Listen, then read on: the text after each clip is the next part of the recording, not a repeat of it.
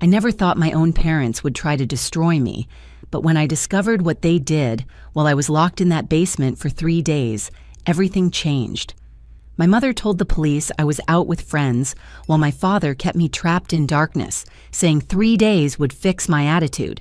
They thought they had the perfect plan to break me down and control my life forever, but they never counted on the security camera my neighbor installed or what that footage would reveal about their twisted scheme. Looking back now, I should have seen the warning signs months earlier. My name is Audrey, and at 26 years old, I thought I was just going through a rough patch after losing my graphic design job at a marketing firm in Denver. What I didn't realize was that my parents, Robert and Linda, had been systematically destroying my chances of independence for longer than I could have imagined. Our house on Maple Street looked like something from a suburban dream. Linda had cultivated the perfect image as a successful real estate agent, always dressed immaculately in her tailored blazers and pearl earrings. She volunteered at the local animal shelter every Saturday morning and brought homemade cookies to neighborhood gatherings. Robert worked as an insurance claims manager downtown, the kind of man who mowed his lawn in perfect diagonal lines and helped elderly neighbors with their groceries. But behind our white picket fence, something far more sinister was unfolding. I had moved back home temporarily after my layoffs, expecting it to be a brief arrangement while I found new employment. What started as a few weeks stretched into months, and every job interview I scheduled seemed to fall through at the last minute. Companies would call to reschedule, then cancel entirely. Freelance clients who had been eager to work with me would suddenly become unreachable. My friends started distancing themselves too. Sarah, who had been my college roommate and closest confidant, stopped returning my calls. When I bumped into her at the grocery store, she seemed uncomfortable and claimed she'd been too busy with work to maintain our friendship. Emma, my workout partner from the gym, canceled our regular sessions and eventually stopped responding to my messages entirely. The financial pressure mounted as my savings dwindled. Every application for unemployment benefits seemed to get lost in bureaucratic delays. My bank account showed mysterious fees that I couldn't explain, small amounts that added up over time. When I questioned the charges, customer service representatives claimed they had no record of them being disputed.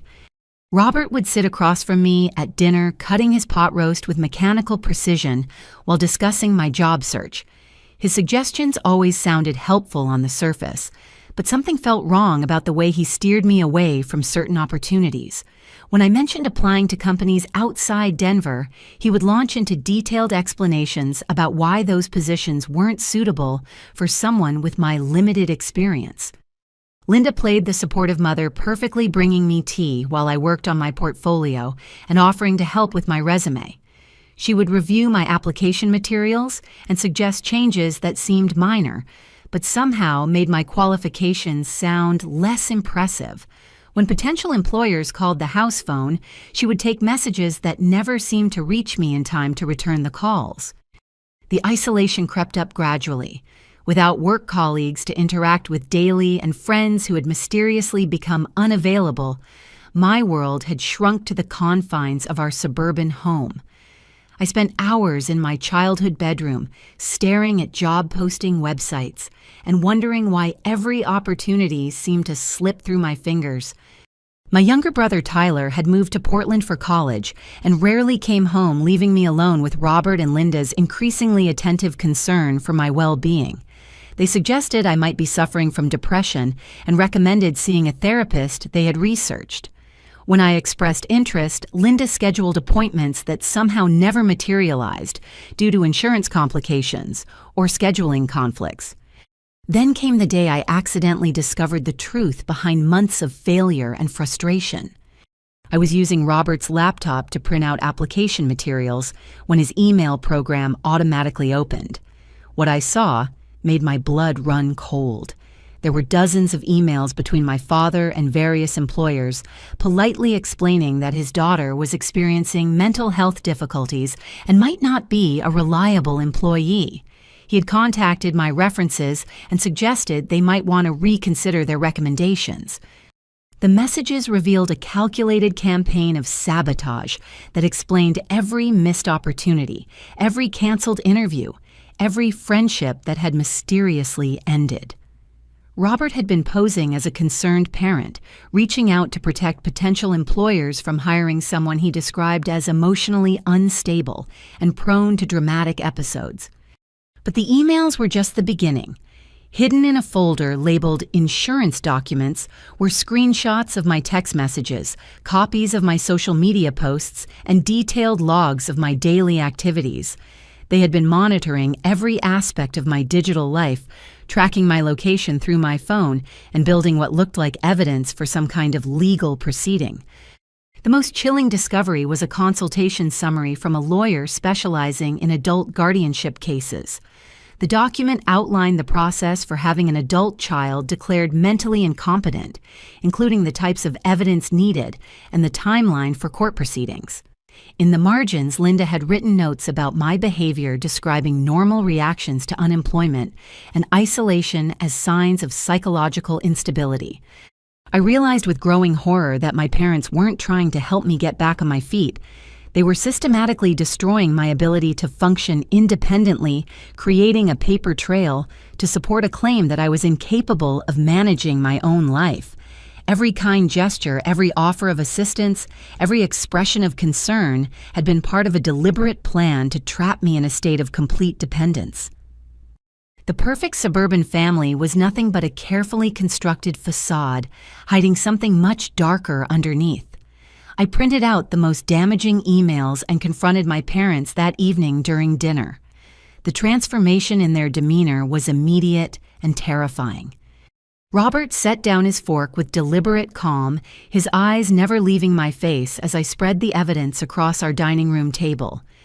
The man who had spent months expressing gentle concern for my well-being suddenly looked at me with the cold calculation of a predator whose prey had become unexpectedly troublesome. "You went through my private emails," he said, his voice carrying a tone I had never heard before. "That shows exactly the kind of poor judgment and boundary violations we've been worried about." Linda continued eating her salad as if nothing unusual was happening. "Sweetheart, you're getting yourself all worked up over some professional correspondence. Your father was simply looking out for your best interests." I held up the guardianship consultation papers. "Looking out for my interests, you've been planning to have me declared mentally incompetent. You sabotaged my job interviews and turned my friends against me." "We've been documenting concerning behaviors," Robert replied, leaning back in his chair with unsettling composure. "The paranoia you're displaying right now is exactly what we've been tracking. No reasonable person would interpret professional networking as sabotage." The gaslighting was so smooth and practiced that for a moment I questioned my own perception of what I had read. But the evidence was right there in black and white, impossible to misinterpret or explain away. Linda reached across the table and patted my hand with mock sympathy. "Honey, we've been consulting with professionals because we love you. You've been struggling for months, unable to maintain employment or relationships. We want to make sure you get the help you need." "Help." I yanked my hand away from her touch. "You've been systematically destroying my life and building a legal case to control me permanently." Robert's mask slipped further as his voice hardened. "You're 26 years old and living in your childhood bedroom, completely dependent on us for food and shelter. You haven't been able to hold a job or maintain a friendship. Any objective observer would have concerns about your ability to function independently, because you made it impossible." I stood up so quickly my chair scraped against the hardwood floor. "You contacted my employers and my friends. You intercepted my calls and sabotaged my applications. You created this situation deliberately." "We documented your decline." Linda corrected her real estate agent's smile, never wavering. "There's a difference between causing problems and recognizing when they already exist." I realized they had been preparing for this confrontation, rehearsing their responses, and building their narrative for months.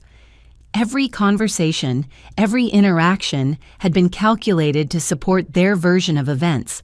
They weren't just planning to control my future. They had been rewriting my past to justify it. "I'm leaving." I announced, gathering up the printed emails. "I'm going to the police and showing them what you've been doing." Robert's laugh was genuinely amused. "And tell them what exactly, that your loving parents have been concerned about your mental health, that we've been in contact with potential employers to provide references, that we've consulted with legal professionals about our options for getting you help." The confidence in his voice made my stomach drop. They had thought this through, completely anticipating every possible response and preparing counter-arguments that would make me look exactly as unstable as they claimed. Linda stood and began clearing the dinner plates as if we'd been discussing weekend plans instead of my fundamental freedom. "Audrey, if you try to involve outside authorities in our family matters, it will only provide more evidence that you're not thinking clearly. Any police officer or social worker will see a young woman making wild accusations against parents who are obviously trying to help." "Besides," Robert added, reaching into his jacket pocket and pulling out his phone, "we've been recording these conversations for weeks. Would you like to hear how you sound when you're having one of your episodes?" I felt the walls closing in around me as I realized the scope of their preparation. They hadn't just been monitoring my digital communications, they had been recording our private conversations and building an audio library of my responses to their psychological manipulation. "You can't do this," I said, hearing the desperation creeping into my voice and hating how it proved their point about my emotional instability. "Actually, we can," Robert replied, his insurance adjuster training evident in his methodical approach to crushing my resistance. "We've consulted with medical professionals, legal experts, and law enforcement contacts. Everyone agrees that intervention is necessary when an adult child shows signs of deteriorating mental health." He pulled up his phone and showed me a contact list that included therapists, lawyers, and what appeared to be social workers. "We have a comprehensive support network ready to help you transition into appropriate care. The question is whether you're going to cooperate voluntarily or whether we need to pursue involuntary commitment procedures." The threat was delivered with the same calm professionalism he used to deny insurance claims. I understood that my parents had spent months building an unassailable case for taking complete control of my life, and they were prepared to use the legal system to enforce their will. Linda finished loading the dishwasher and turned back to face me with that same artificial warmth. "We're not the enemy here, sweetheart. We're the people who love you enough to make difficult decisions for your own good. Once you accept that this will all be much easier for everyone involved." I backed toward the kitchen door, clutching the printed emails against my chest, like a shield that I now realized was completely inadequate protection against what they had planned. "If you try to leave this house tonight," Robert said quietly, "I'll call for a welfare check and tell them you're having a psychotic episode. The responding officers will see an agitated young woman making incoherent accusations against concerned parents. How do you think that encounter will end?" The trap was perfect and complete. They had eliminated my support network, destroyed my financial independence, documented my emotional responses to their psychological torture, and positioned themselves as loving parents dealing with a troubled adult child. Any attempt to escape or seek help would only provide more evidence for their narrative. I was completely alone, facing opponents who had been planning this victory for longer than I could have imagined. The next evening, Linda prepared my favorite meal with unusual attention to detail. She made herb-crusted salmon with roasted vegetables and garlic mashed potatoes, the same dinner she used to cook for my birthday celebrations when I was younger. The familiar aromas filled the kitchen with memories of happier times, creating a jarring contrast with the tension that had dominated our house since my confrontation with Robert. "I thought we could have a fresh start," Linda said, setting the beautifully plated meal in front of me.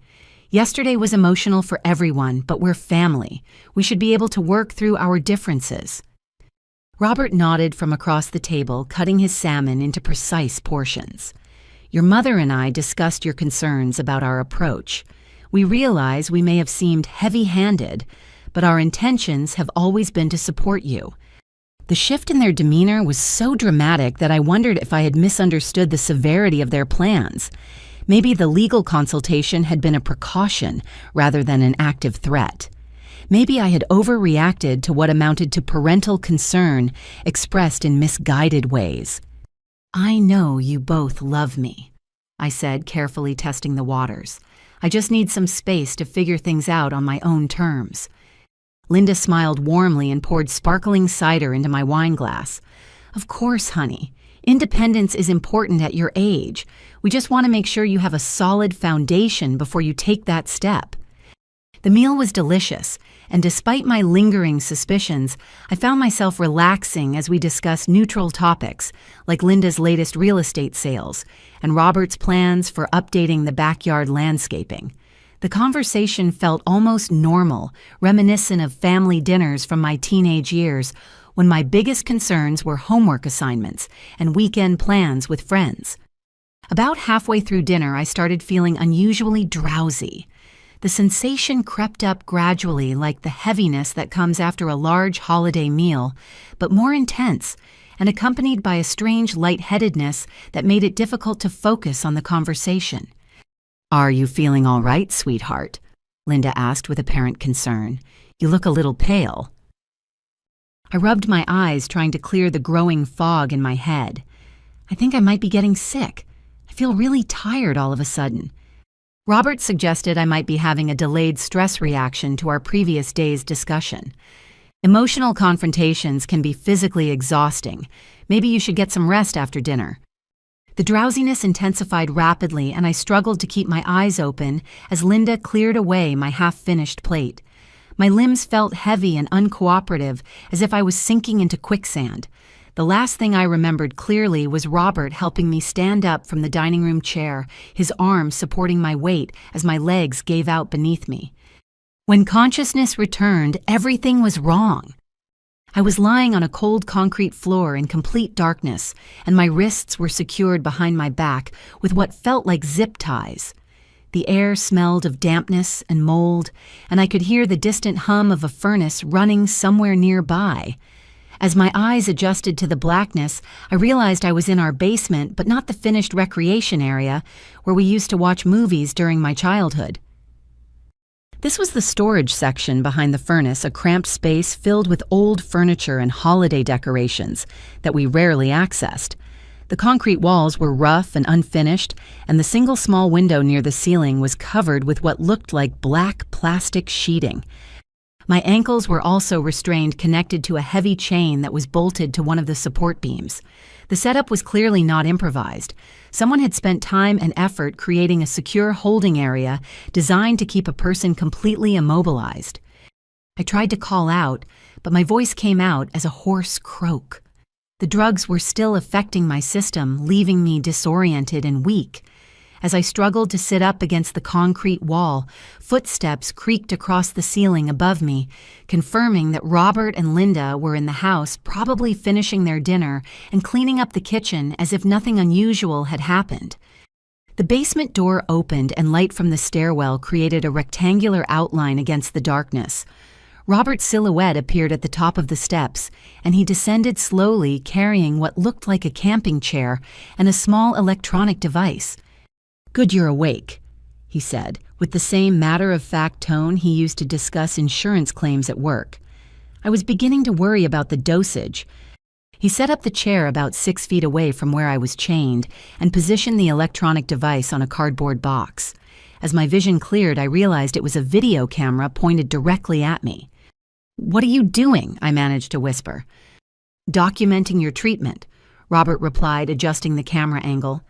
"This is your attitude adjustment period. 3 days of isolation will give you time to reflect on your behavior and appreciate the support system you've been taking for granted." The casual way he discussed my imprisonment made it clear this wasn't an impulsive decision made in anger. This was a premeditated plan, carefully thought out and methodically executed. "You can't keep me down here," I said, my voice growing stronger as the drugs continued to wear off. "People will notice I'm missing." Robert laughed softly. "Your mother has already handled that concern. As far as anyone knows, you're on a spontaneous camping trip with friends from college. It's exactly the kind of impulsive decision that demonstrates your need for better supervision." He reached over and pressed a button on the camera. A small red light indicated it was now recording. "This is session number 4, he said, speaking directly to the camera. The subject has been escalating her defiant behavior and making threats against her family. Previous interventions have been ineffective, necessitating a more intensive approach." My blood turned to ice as I processed what he had said. Session number 4 meant this wasn't the first time they had done this to me. There had been 3 previous occasions when I had been drugged and chained in this basement, and I had no memory of any of them. "You've drugged me before," I said, the horrible realization washing over me. Robert nodded matter-of-factly. "Whenever your behavior required correction, the memory gaps you've been experiencing weren't from stress or depression. They were scheduled interventions designed to modify your attitude and reinforce appropriate boundaries." I remembered now the strange periods over the past year when I would lose chunks of time waking up feeling sick and disoriented, with no clear recollection of the previous day or two. I had attributed the episodes to mental health struggles related to my unemployment and isolation, never suspecting they were actually the result of systematic abuse. "Linda told everyone you had stomach flu." Robert continued reviewing footage on the camera's small screen. "Amazing how convincing she can be when she puts her mind to it. No one ever questioned why you seemed so tired and confused afterward." The scope of their operation was far more extensive than I had initially realized. They hadn't just been monitoring my communications and sabotaging my job prospects. They had been physically controlling and psychologically conditioning me for months, erasing my memories of their abuse and leaving me to wonder why I felt so unstable and confused. Robert stood up and moved toward the stairs. 3 days should be sufficient this time, assuming you demonstrate appropriate remorse and gratitude when it's over. If not, we'll extend the session until your attitude improves." He paused at the bottom of the steps and looked back at me with genuine curiosity. "It really is fascinating how much more compliant you become after these sessions. The human mind is remarkably adaptable when properly motivated." The basement plunged back into darkness as he turned off the lights and closed the door behind him, leaving me alone with the terrible knowledge that my parents had been torturing me for months, while I blamed myself for symptoms I couldn't understand or explain. The first day stretched endlessly in the suffocating darkness. Without any reference point for time, I couldn't tell if hours or minutes had passed since Robert left me chained in the basement. The concrete floor leached warmth from my body, and the zip ties cut into my wrists whenever I tried to adjust my position. My mouth felt like sandpaper from whatever drug they had given me, and the growing hunger pangs reminded me that dinner had been my last meal. Robert's promise of 3 days without food took on a more ominous meaning, as I calculated how long I could survive under these conditions. I tested the strength of my restraints, methodically searching for any weakness in the chain or the bolt securing me to the support beam. Everything was professionally installed and designed to hold much more weight than I could generate. The zip ties were the heavy-duty industrial kind used by police departments, impossible to break without tools. The psychological impact was worse than the physical discomfort. Being trapped in complete darkness triggered a primal terror that rational thought couldn't overcome. Every sound from the house above became magnified in my imagination. Footsteps across the kitchen floor meant Robert and Linda were going about their normal routines while I suffered in their basement prison. I tried calling for help, but our house was well insulated and set back from the street on a large lot. Our nearest neighbors were too far away to hear anything short of screaming, and I wasn't sure I had the energy to sustain that level of noise for long enough to attract attention. The worst part was understanding how carefully they had planned this imprisonment. The basement location was perfect for their purposes. No one would think to look for me there, and the concrete walls would muffle any sounds I made. The psychological impact of being held captive in my own family home added an extra layer of violation that made the experience even more traumatic. Sometime during what I estimated was the middle of the first night, I heard the basement door open again. Light spilled down the stairwell and Linda's silhouette appeared, carrying a small bottle of water and what looked like a washcloth. "Oh, sweetheart," she said in the same sympathetic tone she used when I was sick as a child. "You look so uncomfortable down here." She descended the stairs, carefully holding the water like a precious gift. Her makeup was perfect despite the late hour, and she was wearing her silk pajama set, the one she saved for special occasions. "I brought you some water," she said, kneeling beside me and holding the bottle to my lips. "You must be so thirsty." The cool water was exactly what my body craved, and I drank gratefully despite knowing she was responsible for my imprisonment. The motherly care she was showing felt genuine, creating a confusing mix of gratitude and anger that made it hard to think clearly. "I know this seems harsh." Linda continued using the washcloth to wipe my face with gentle strokes. "But sometimes we have to do difficult things for the people we love. Your father and I have been so worried about your attitude lately." Her touch was so tender and familiar that part of me wanted to believe this was all a misunderstanding that could be resolved if I just apologized and promised to do better. "Mom, please," I whispered. "This is wrong. You can't keep me chained up like an animal."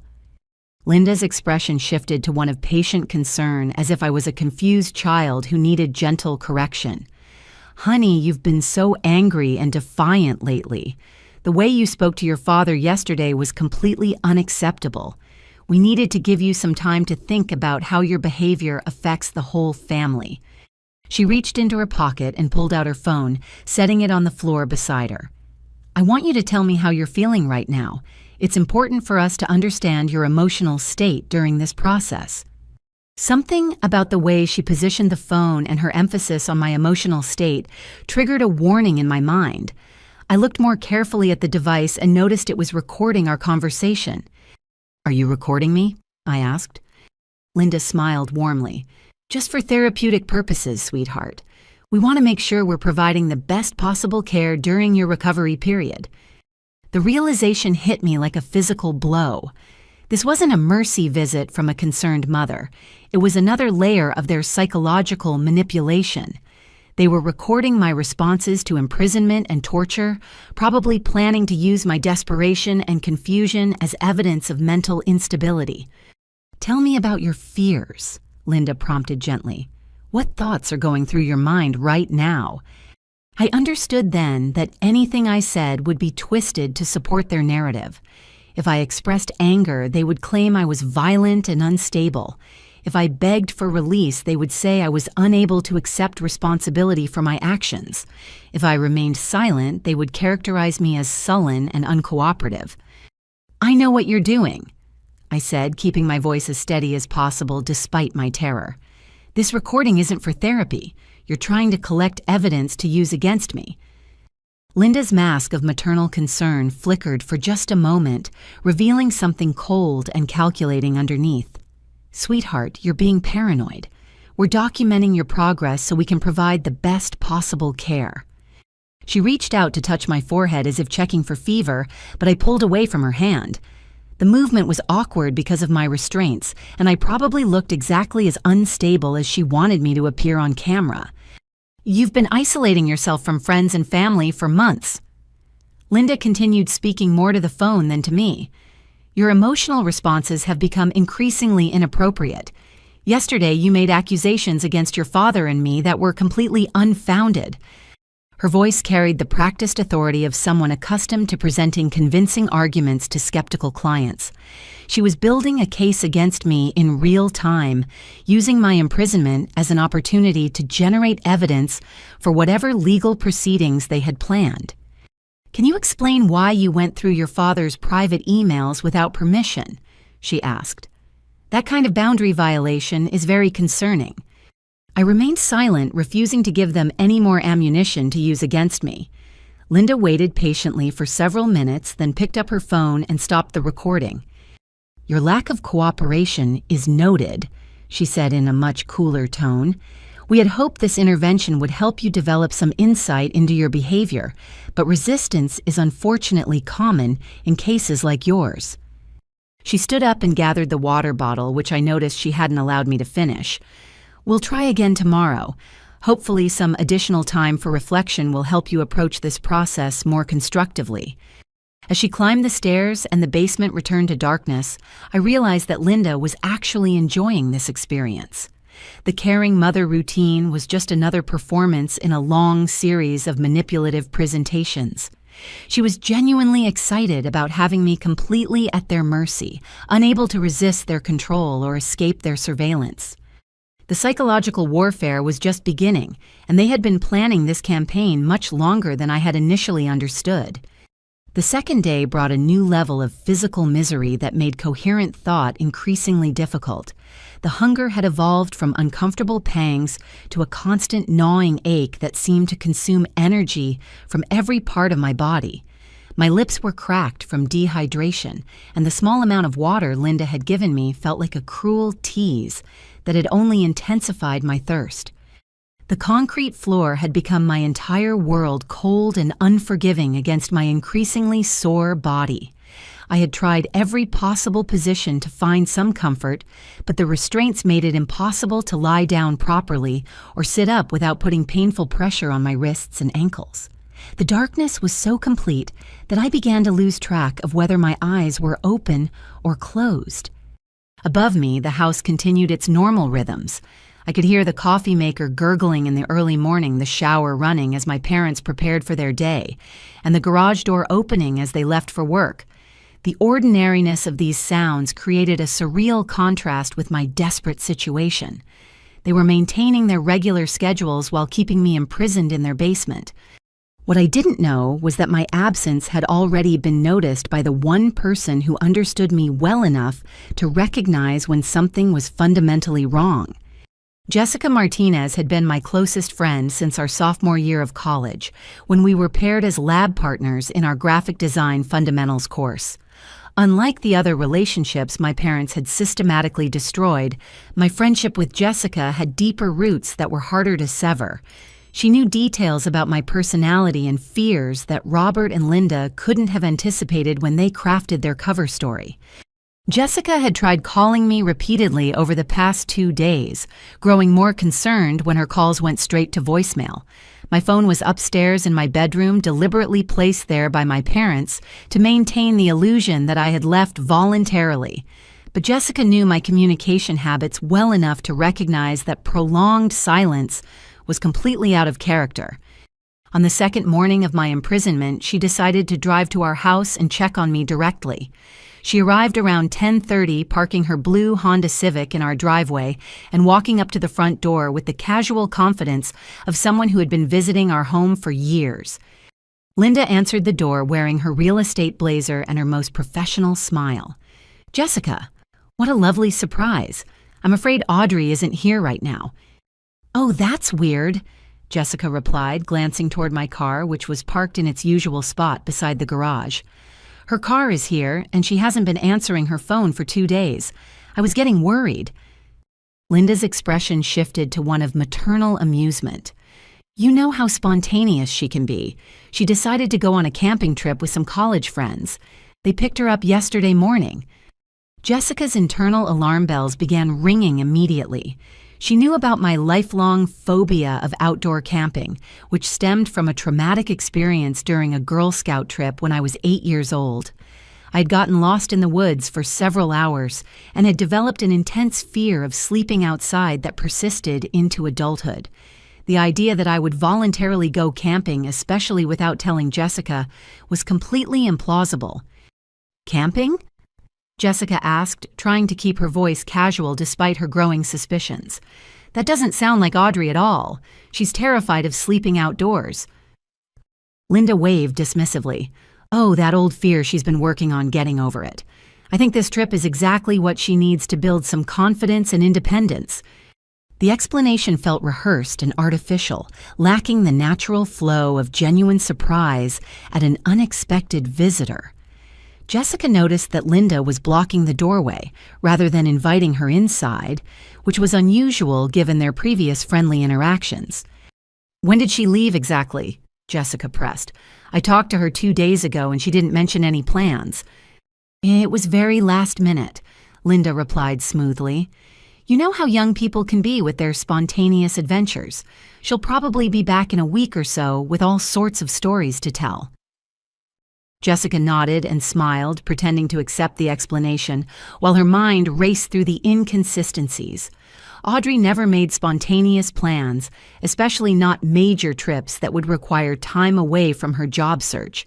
She was methodical and careful about her commitments, always keeping Jessica informed about her schedule and activities.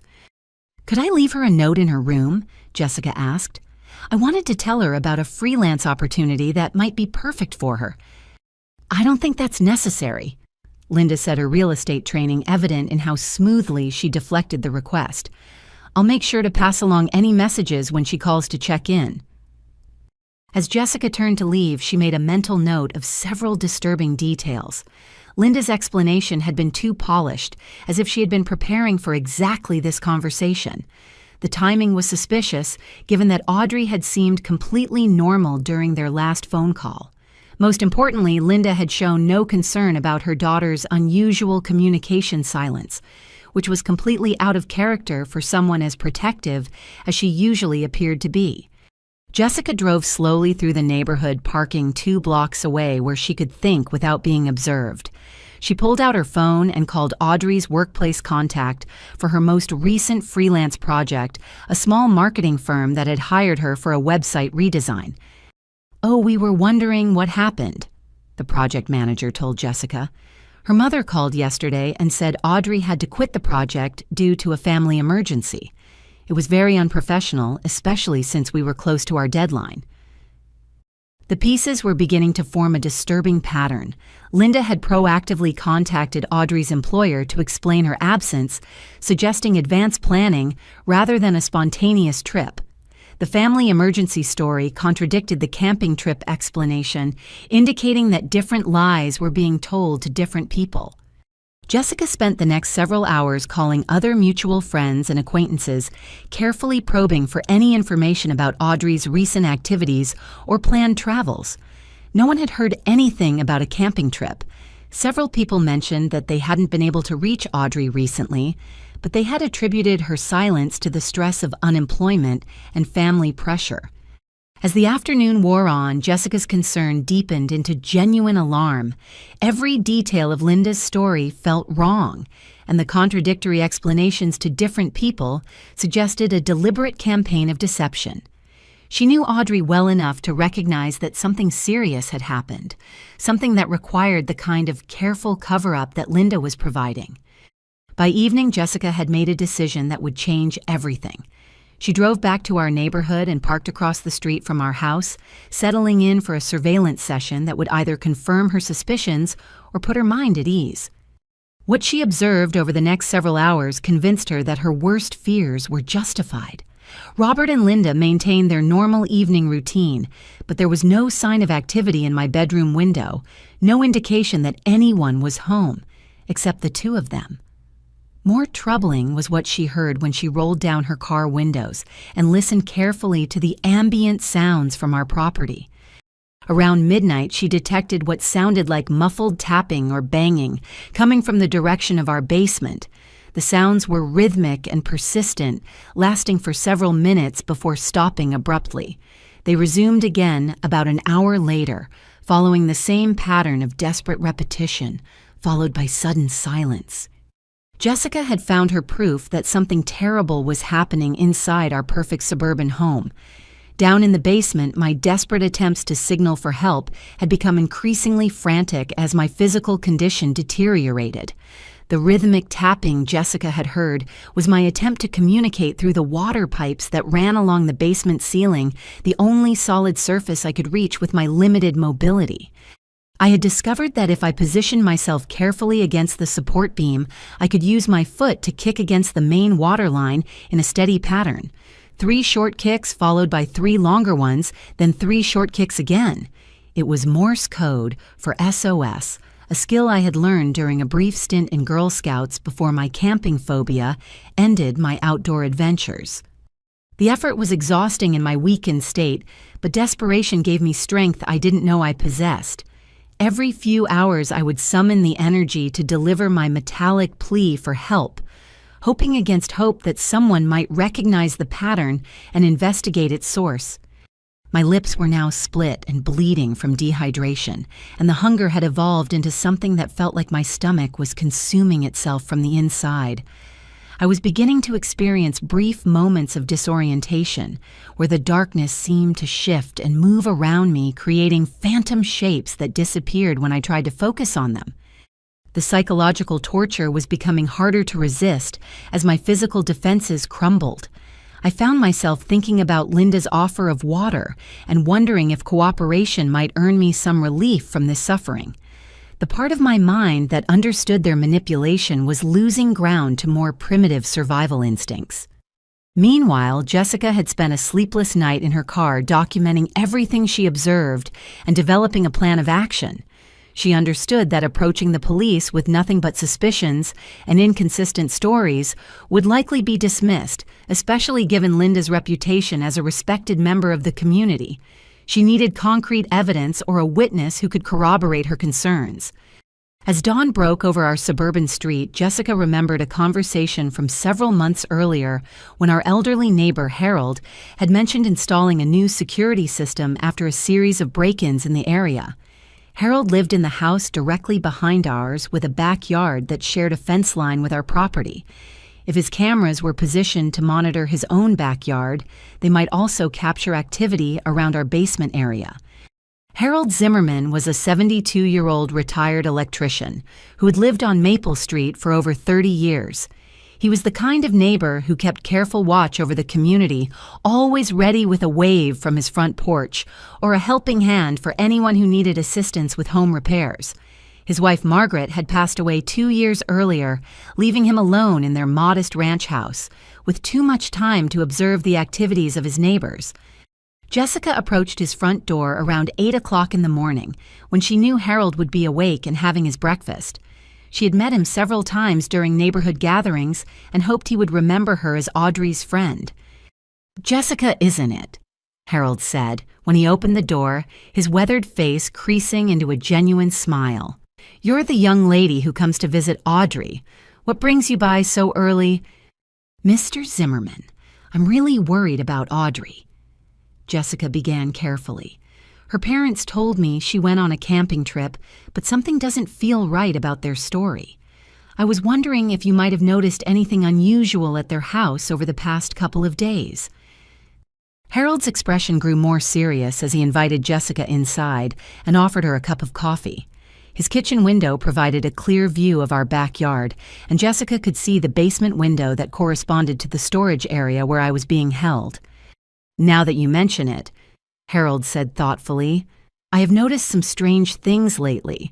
Sounds coming from their basement area at odd hours, usually late at night or very early in the morning. Kind of rhythmic, like someone tapping on pipes." Jessica's pulse quickened. "What kind of tapping?" "Well, it's probably nothing," Harold continued, "but it reminded me of distress signals we used to practice in the Navy. 3 short, 3 long, 3 short. Could just be their plumbing acting up, but the timing seemed too regular for mechanical problems." The SOS pattern confirmed Jessica's worst fears, but it also provided the evidence she needed to convince Harold that something serious was happening. She explained her growing suspicions about Audrey's disappearance, the contradictory stories from Linda, and the surveillance she had conducted the previous night. Harold listened with the careful attention of someone accustomed to solving electrical problems through methodical troubleshooting. When Jessica finished her account, he was quiet for several minutes, processing the information and considering his options. "You mentioned my security cameras," he said finally. "I installed them about 6 months ago after someone broke into the Hendersons' garage. They cover most of my backyard, but they also pick up activity around the edges of the neighboring properties." He led Jessica to his small home office where a computer monitor displayed feeds from 4 different cameras positioned around his house. The system was more sophisticated than Jessica had expected, with high-definition recording capabilities and motion-activated alerts that captured activity at any time of day or night. "Let me check the footage from the past few days," Harold said, navigating through the system's interface with surprising technical proficiency. "If something happened at their house, we might have caught it on camera." They started with the most recent recordings and worked backward through time. The first several hours showed normal backyard activity: birds visiting Harold's feeders, a neighbor walking their dog along the fence line, and delivery trucks making their rounds through the neighborhood. But as they delved deeper into the archived footage, a disturbing pattern began to emerge. The cameras had captured several instances over the past few months of unusual nighttime activity around our basement area. The footage showed Robert carrying what appeared to be heavy bundles from the house to the basement entrance, always during late-night hours when the neighborhood was asleep. "I thought he was just taking stuff to storage," Harold murmured, his voice growing troubled as we reviewed the recordings. But looking at it now, those bundles were about the size and weight of a person. The most recent footage from 3 nights earlier showed Robert clearly carrying my unconscious body from the house to the basement. The timestamp indicated it was just after 10 o'clock in the evening, consistent with when I would have been drugged during dinner. But the truly horrifying discovery came when Harold expanded the search parameters to include the previous 6 months of recordings. The cameras had been inadvertently documenting a pattern of abuse that stretched back much further than either Jessica or Harold had imagined. "My God," Harold whispered as we reviewed footage from different dates showing the same disturbing pattern. "This has been going on for months. How many times has he done this to her?" The security system had captured at least 6 separate instances of Robert carrying what was obviously my unconscious body to the basement, with intervals of several weeks between each incident. The footage also showed Linda's role in the operation, as she could be seen helping to coordinate the activities and maintaining surveillance while Robert handled the physical aspects of my imprisonment. "We have to call the police immediately," Jessica said, reaching for her phone. Harold nodded grimly, but then paused as another thought occurred to him. "Wait, let me check something else first." He navigated to the most recent footage and enhanced the image quality around our basement window area.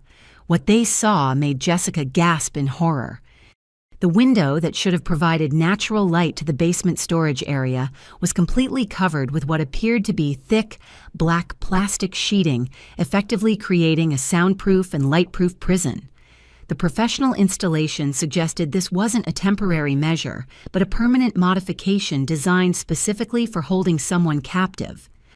"This is kidnapping," Harold said quietly, the full implications of what they had discovered settling over both of them. "This is a torture chamber they've built in their own basement." As they prepared to contact emergency services, Harold made one more disturbing discovery in the footage archive. The cameras had also captured conversations between Robert and Linda in their backyard, including discussions about their plans for my future and their satisfaction with the results of their psychological conditioning program. The evidence was overwhelming and undeniable. My parents weren't just controlling or misguided. They were criminals who had been systematically torturing me for months while maintaining a perfect facade of suburban respectability. Harold's hands trembled slightly as he navigated deeper into his security system's archive, following Jessica's suggestion to examine footage from earlier dates. What they discovered in the historical recordings was far worse than either of them had imagined possible. "Sweet Jesus," Harold whispered as a recording from 4 months earlier played on his computer screen. "This isn't the first time. Look at the timestamp on this one." The footage clearly showed Robert carrying my limp body to the basement entrance on a cold February night, moving with the practiced efficiency of someone who had performed this routine multiple times. Linda stood watch at the back door, scanning the neighboring yards to ensure their activities went unobserved. Jessica watched in horrified fascination as Harold pulled up recording after recording, spanning the past 6 months. Each incident followed the same disturbing pattern: nighttime transport to the basement, several days of no visible activity around the window area, then eventual emergence of what appeared to be a confused and disoriented person, being helped back into the house. February 15th, March 22nd, April 18th. Harold read the timestamps aloud.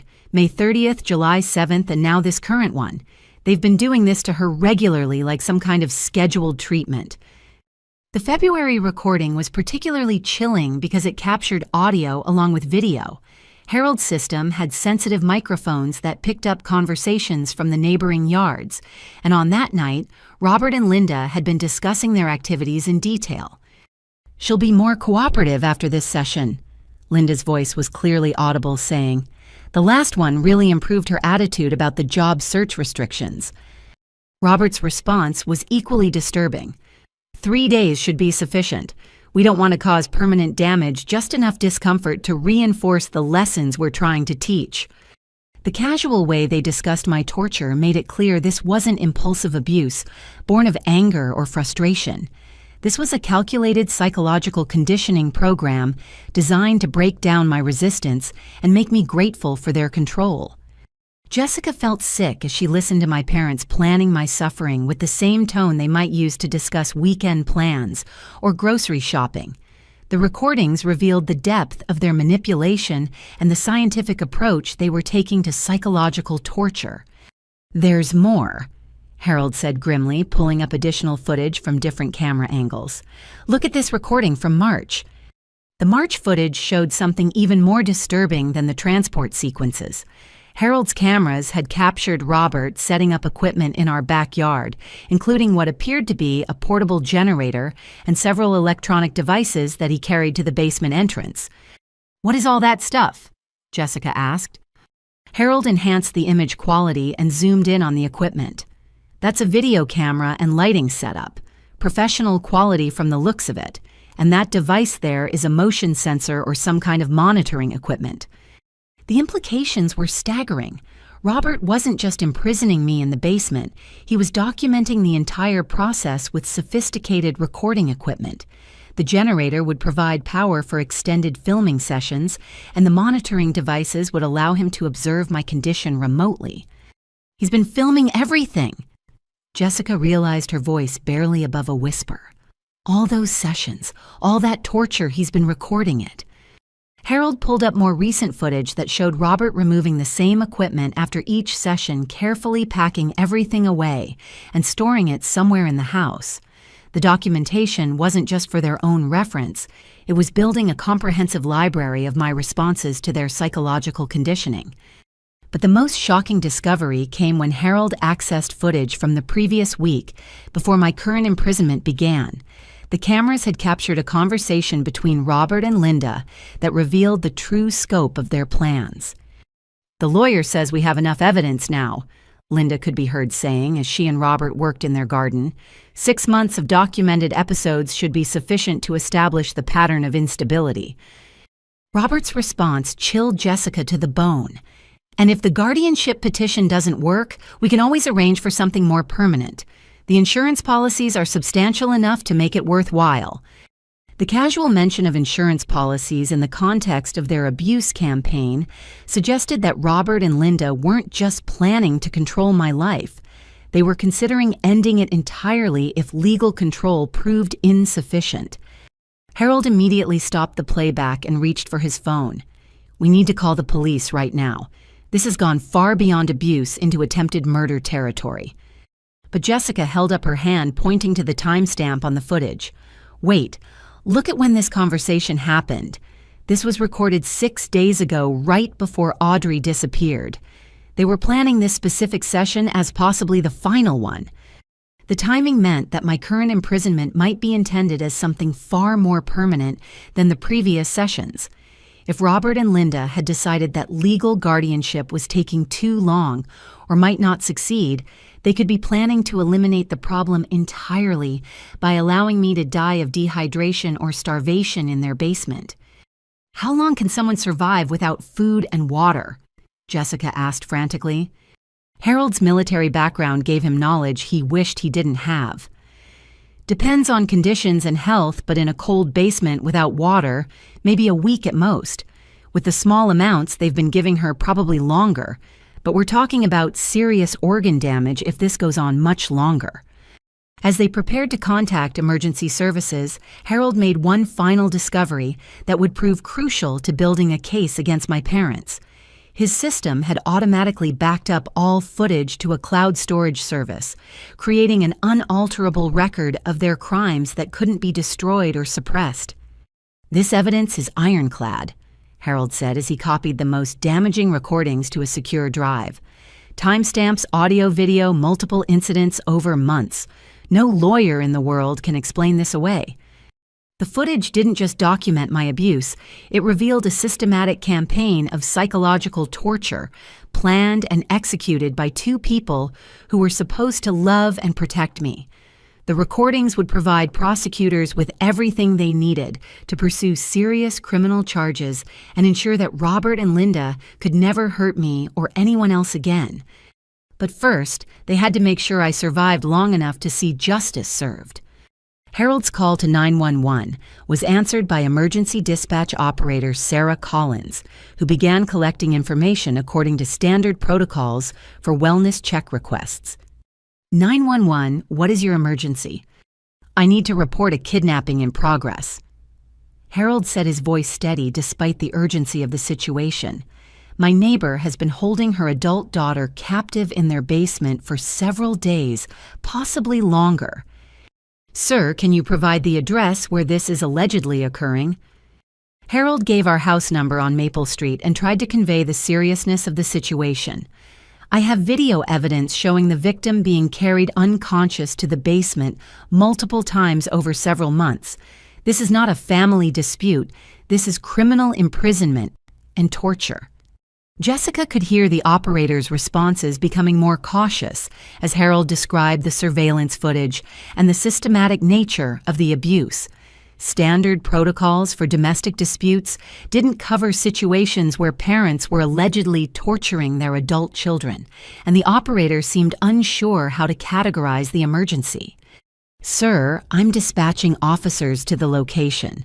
But I need you to understand that family conflicts often involve complex dynamics that may not be apparent to outside observers.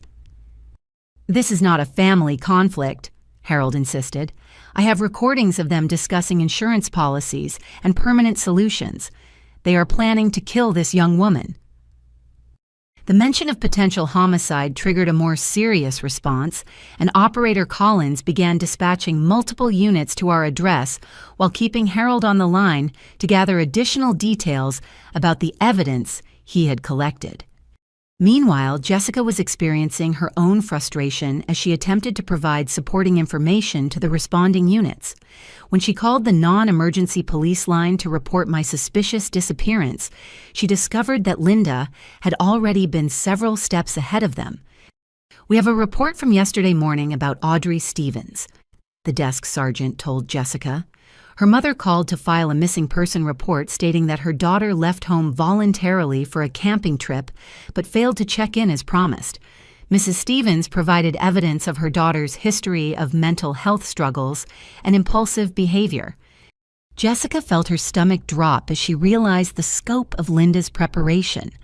What kind of evidence?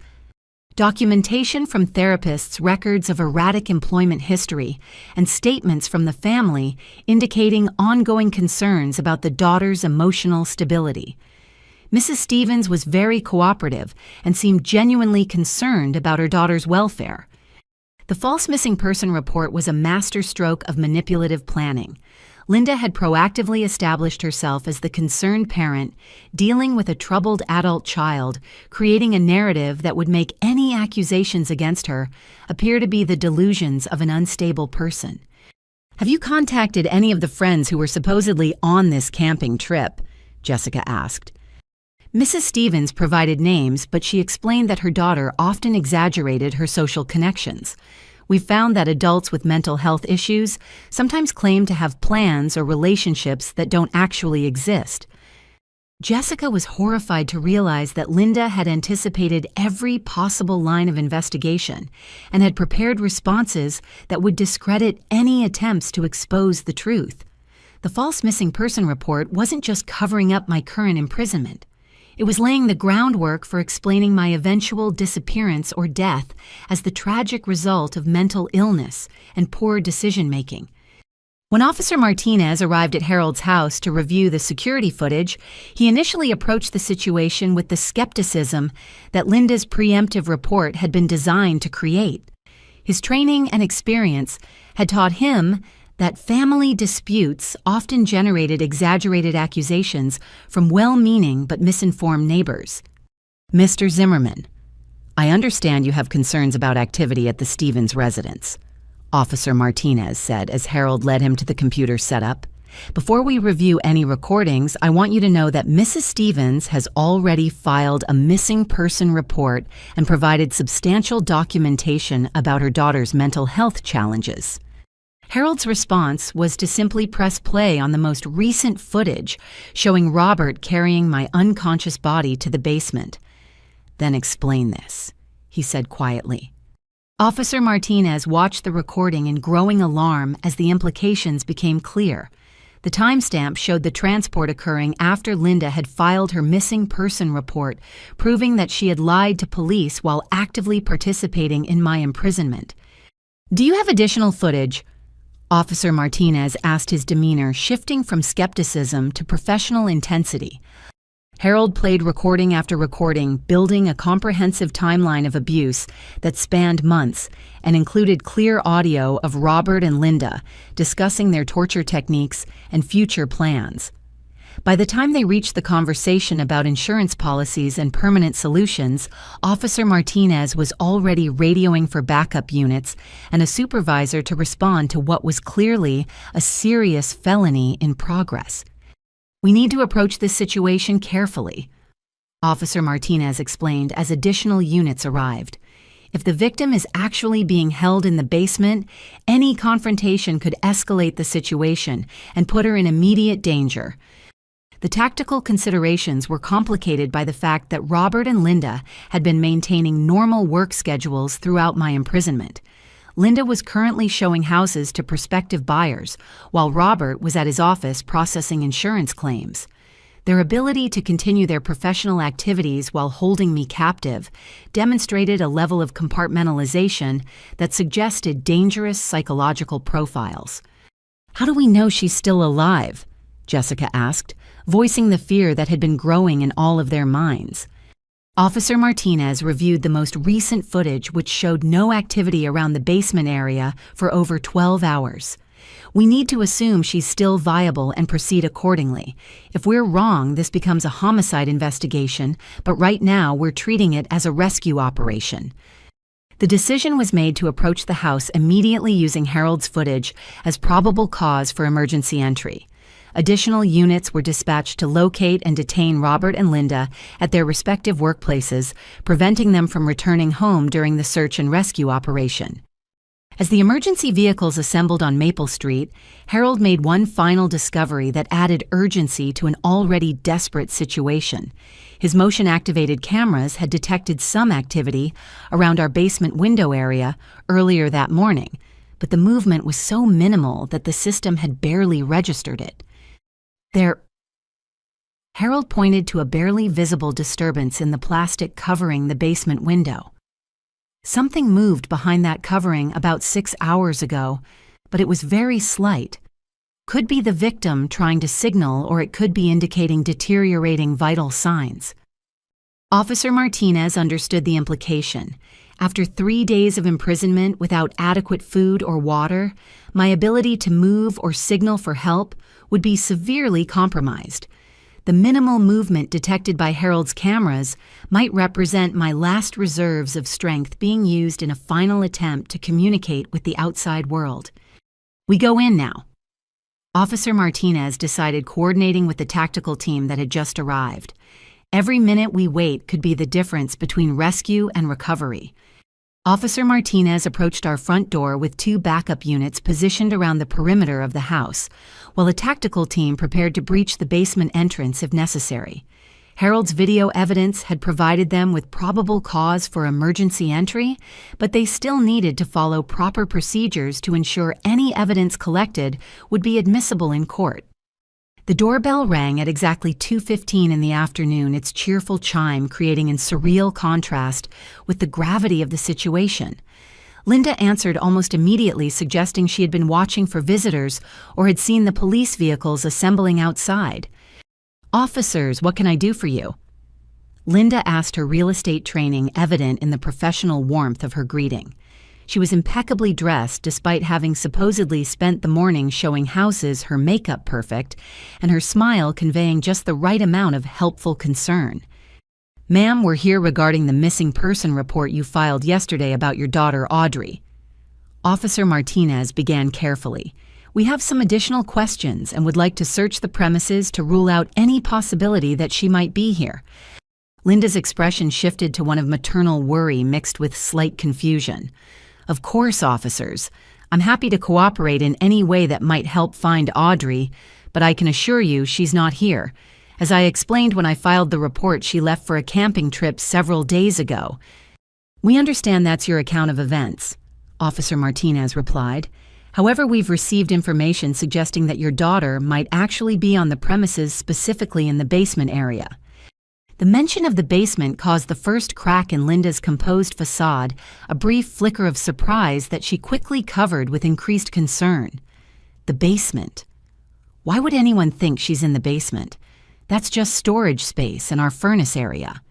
Officer Martinez had been watching Linda's micro-expressions, carefully drawing on years of experience, interviewing subjects who were attempting to deceive law enforcement.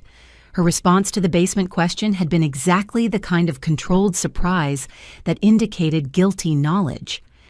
"Ma'am, we have evidence suggesting that your daughter has been held against her will in your basement for the past several days," he stated, directly watching for her reaction. Linda's training in handling difficult real estate negotiations served her well as she processed this direct challenge to her carefully constructed narrative. "Officers, I think there's been some kind of terrible misunderstanding. My daughter has been struggling with mental health issues lately, and I'm concerned that she might have told someone a confused or distorted version of recent events." She invited the officers inside and continued her explanation as they entered the foyer. "Audrey has been having episodes where she loses track of time and becomes disoriented. She's been receiving treatment, but the process has been challenging for our whole family. The house was immaculate, decorated in the same suburban perfection that Linda projected in her professional life. Family photos line the hallway showing years of Christmas mornings, graduation ceremonies, and vacation trips that told the story of a loving, successful family. "We'd like to search the basement area," Officer Martinez stated, firmly cutting through Linda's attempt to control the narrative. "Of course," Linda replied, immediately leading them toward the basement door.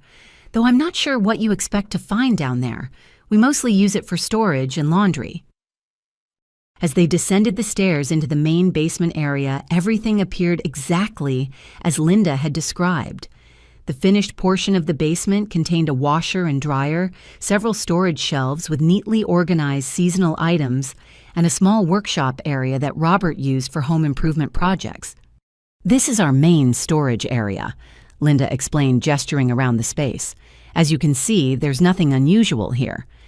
But Officer Martinez had studied Harold's footage carefully and knew they needed to access the unfinished storage area behind the furnace.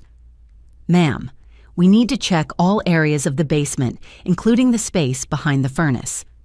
Linda's hesitation was brief but noticeable. "Oh, that's just a cramped storage area where we keep old furniture and holiday decorations. I don't think anyone would want to spend time back there." Officer Martinez pushed past her and made his way toward the rear of the basement, using his flashlight to illuminate the narrow space behind the furnace. What he discovered there would haunt him for the rest of his career. I was barely conscious when the light from his flashlight found me slumped against the concrete wall in a position that suggested I had been trying to reach the water pipes above my head. The zip ties had cut deep welts into my wrists and ankles from days of struggling against the restraints. My lips were cracked and bleeding. My clothing was soiled, and my eyes were sunken from severe dehydration. "Jesus Christ." Officer Martinez whispered, immediately calling for emergency medical services while beginning to cut my restraints with tools from his utility belt. The basement setup was exactly as Harold's footage had suggested, a professionally constructed prison designed for long-term human captivity. The chain bolted to the support beam, the covered window, and the concrete floor all demonstrated premeditation and planning that went far beyond impulsive family discipline. But the most damning evidence was the video equipment that Robert had forgotten to remove after his last session. The camera was still positioned on its cardboard box stand, pointed directly at the area where I had been chained. The device's memory card would later reveal hours of footage documenting my suffering and their techniques for psychological torture. As paramedics worked to stabilize my condition and prepare me for transport to the hospital, Officer Martinez confronted Linda with the undeniable evidence of her crimes. "Ma'am, you're under arrest for kidnapping, false imprisonment, and conspiracy," he announced, beginning the Miranda warning process. Linda's final attempt at manipulation was perhaps her most chilling performance yet. Even with the evidence surrounding her and my barely conscious form being loaded onto a stretcher, she maintained her narrative of concerned maternal care. "Officers, you don't understand," she said, her voice carrying genuine emotion that made her words even more disturbing. "Everything we've done has been for Audrey's own good. She was spiraling out of control, making dangerous decisions that could have destroyed her future. Sometimes parents have to make difficult choices to protect their children." The complete absence of remorse or recognition that she had committed serious crimes demonstrated the depth of her psychological disorder. Linda genuinely believed that torturing me was an act of love, that systematically destroying my independence and dignity was her parental duty. But her carefully constructed world began to collapse when Officer Martinez revealed the most devastating evidence against her. "Mrs. Stevens, we have video recordings of you and your husband discussing insurance policies and permanent solutions for your daughter. We have footage of multiple instances where she was drugged and imprisoned in this basement. We have audio recordings of you planning her psychological torture." For the first time since the officers had arrived, Linda's composed facade cracked completely. The mention of recorded evidence that couldn't be explained away or recontextualized triggered a panic response that revealed the calculating predator beneath her maternal mask. "You can't have recordings," she said, her voice rising with genuine alarm. "We were careful. We checked for cameras." The admission that they had been careful and checked for surveillance equipment proved their consciousness of guilt and premeditation. Linda had just confirmed that she and Robert knew their actions were criminal and had taken steps to avoid detection. But the final blow came when backup officers arrived with Robert in custody, having arrested him at his office based on the evidence Harold had provided. Robert's response to being confronted with the video footage was completely different from Linda's calculated resistance. "It was all her idea," Robert blurted out as soon as he saw Linda in handcuffs. "She planned everything. She researched the legal procedures, she found the lawyers, she designed the whole psychological conditioning program. I just did what she told me to do." The collapse of their united front revealed the true power dynamic in their relationship and the extent of Linda's manipulation. Robert's confession provided prosecutors with detailed information about their methods, their timeline, and their ultimate goals for gaining complete control over my life and assets. As I was rushed to the hospital with Jessica holding my hand in the ambulance, Linda's perfect suburban facade finally crumbled, completely revealing the calculating predator who had been systematically destroying my life while presenting herself as the ideal mother and neighbor. The emergency room at Denver General Hospital became a flurry of coordinated activity as paramedics rushed my gurney through the automatic doors. Dr. Rebecca Chen, the attending physician, took one look at my condition and immediately began barking orders to the trauma team. "Severe dehydration, possible kidney damage, signs of prolonged restraint trauma," she announced as nurses began establishing IV lines and monitoring equipment. "How long was she held without adequate water and nutrition?"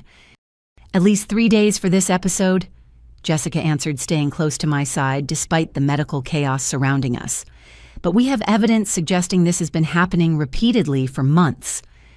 My blood pressure was dangerously low, and my body temperature had dropped significantly from prolonged exposure to the cold basement environment.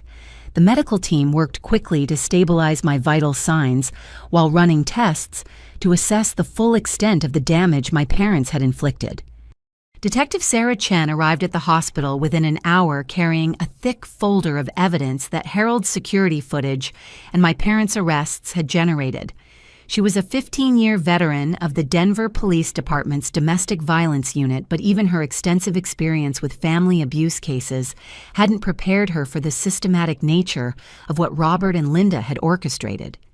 "Miss Stevens, I know you're exhausted, but we need to document your account of what happened while the details are still fresh," Detective Chen said gently as I drifted in and out of consciousness. "Take your time, but anything you can tell us will help ensure your parents face appropriate consequences." As the IV fluids began restoring my cognitive function, I was able to provide a chronological account of my imprisonment that corroborated the evidence Harold's cameras had captured. But the most crucial revelation came when I remembered the hidden documentation I had been secretly collecting for weeks before my final imprisonment. "There's a phone," I whispered to Detective Chen, "hidden in my bedroom behind the loose baseboard near my desk. I've been recording their conversations whenever I could." Jessica volunteered to accompany police to retrieve the device while I continued receiving medical treatment. What they discovered in my bedroom was a testament to my growing awareness that my parents were planning something catastrophic. The hidden phone contained dozens of audio recordings dating back 6 weeks, capturing conversations between Robert and Linda that revealed the full scope of their criminal enterprise.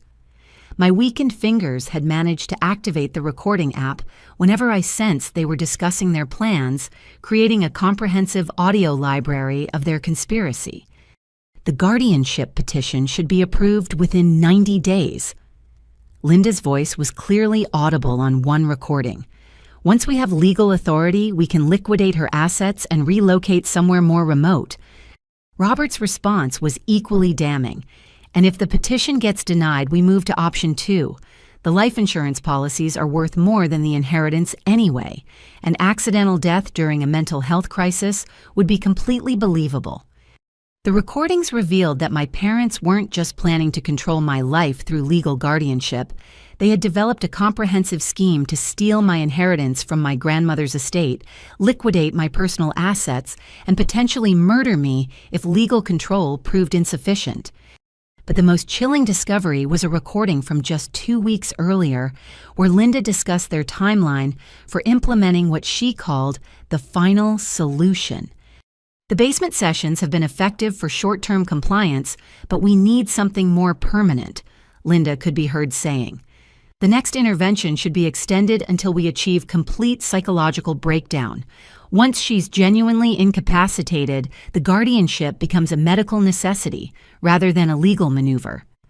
Detective Chen listened to hours of recordings with growing amazement at the level of premeditation and psychological sophistication my parents had employed.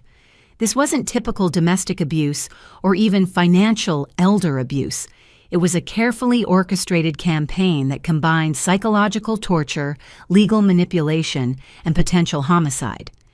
"Your parents had been planning this for over a year," Detective Chen explained as I gradually regained strength. They researched adult guardianship laws, consulted with corrupt medical professionals about false diagnoses, and even purchased property in rural Montana where they planned to relocate with you under legal guardianship. The Montana property discovery was particularly disturbing because it revealed the geographical component of their plan. They had chosen an isolated location where my eventual disappearance or death would be difficult to investigate and where they could continue their abuse without interference from neighbors or local authorities. But Detective Chen had saved the most shocking revelation for last. "Miss Stevens, during our investigation into your parents' activities, we discovered evidence connecting them to another case from 20 years ago," she said carefully. "Your father's sister, Patricia, died under suspicious circumstances in 1995, and the similarities to your situation are too significant to ignore." She showed me copies of old police reports documenting Patricia's death, which had been ruled a suicide despite physical evidence that suggested prolonged confinement and abuse. Patricia had made claims to authorities about family members trying to control her finances and isolate her from friends, but those reports had been dismissed as the paranoid delusions of someone suffering from mental illness. Patricia Stevens was 24 when she died, approximately the same age you are now, Detective Chen continued.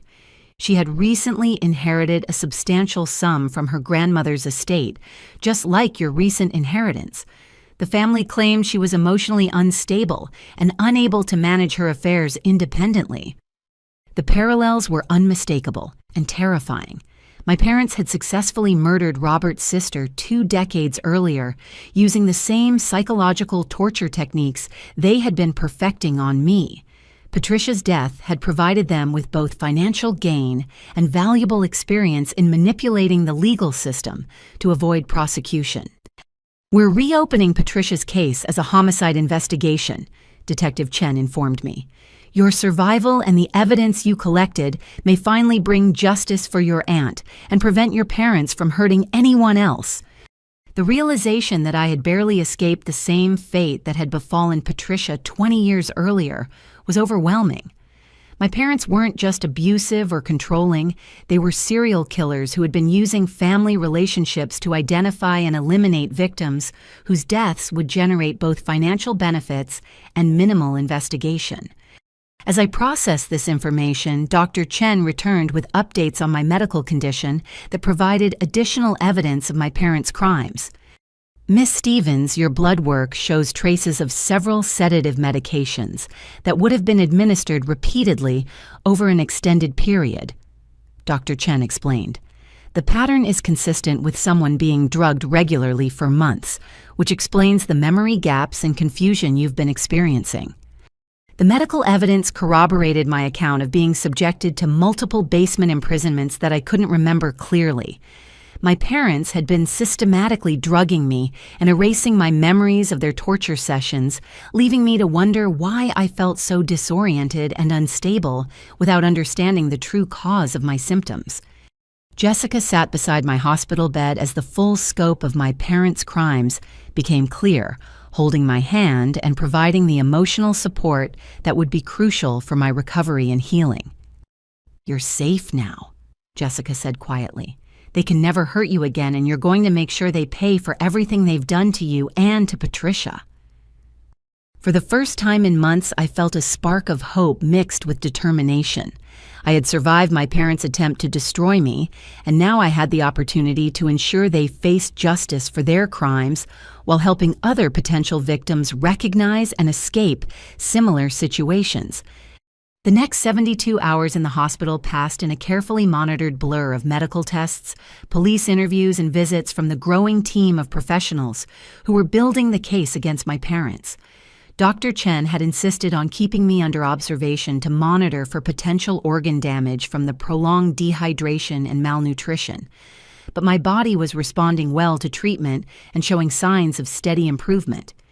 Jessica had barely left my side, coordinating with my medical team and serving as my advocate during the constant stream of interviews with law enforcement officers.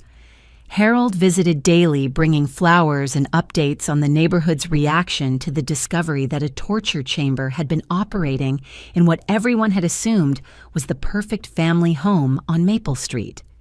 "The whole street is in shock," Harold told me during one of his visits. "People are questioning how they could have lived so close to something so terrible without recognizing what was happening." Detective Chen had been working around the clock to build what she described as an airtight case against Robert and Linda, but her investigation had uncovered disturbing information that added new urgency to their prosecution. "Miss Stevens, we've discovered that your parents weren't just planning to relocate to Montana," Detective Chen informed me during one of our sessions. "They had already put your childhood home on the market and were scheduled to close on the sale next week." The timeline was chilling in its implications. My parents had been just days away from liquidating their Denver assets and disappearing with me to a remote location, where my torture and eventual murder could have been completed without interference from neighbors or local authorities who knew my history. The Montana property they purchased is completely isolated," Detective Chen continued. The nearest neighbor is over 5 miles away, and the local sheriff's department consists of 2 part-time deputies covering a county larger than some states. If they had succeeded in relocating you there, it might have been months or even years before anyone noticed you were missing. The real estate transactions revealed the sophisticated financial planning that had gone into their criminal enterprise. Linda had been using her professional connections to identify properties that would serve their purposes while maintaining the appearance of a legitimate retirement relocation. But the investigation had also revealed a more immediate concern that required urgent legal intervention. Your parents had been systematically transferring assets out of accounts that should have been inaccessible to them. Detective Chen explained, showing me bank statements and legal documents that painted a picture of extensive financial fraud. Robert had been using his position as my emergency contact on various accounts to gain unauthorized access to my inheritance from my grandmother's estate. Over the past 6 months, he had been making small withdrawals that individually appeared legitimate, but collectively represented a significant theft of my financial resources. They've stolen approximately $80,000 from accounts that were legally yours, Detective Chen said.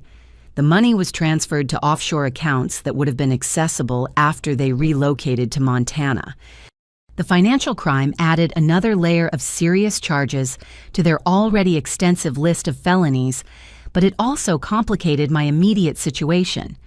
With my parents in custody and their assets frozen pending investigation, I needed to quickly establish financial independence and secure legal representation for both the criminal prosecution and the civil recovery of my stolen assets. This challenge led to an unexpected meeting with attorney Michael Harrison, a prosecutor specializing in financial crimes, who'd been assigned to coordinate the various charges against my parents. Attorney Harrison had extensive experience with family exploitation cases, but he told me frankly that my situation was unique in both its sophistication and its brutality. I've been prosecuting financial abuse cases for 12 years, but I've never seen anything this systematically planned and executed, Attorney Harrison said during our first meeting. Your parents created a comprehensive criminal enterprise that combined psychological torture, legal fraud, and planned homicide.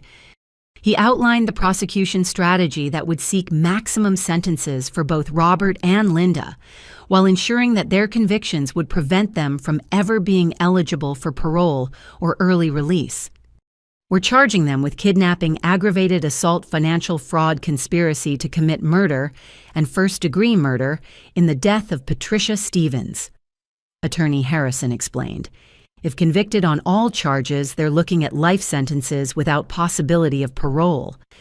But the most significant development came when Attorney Harrison informed me about a discovery that had emerged during the search of my parents' house.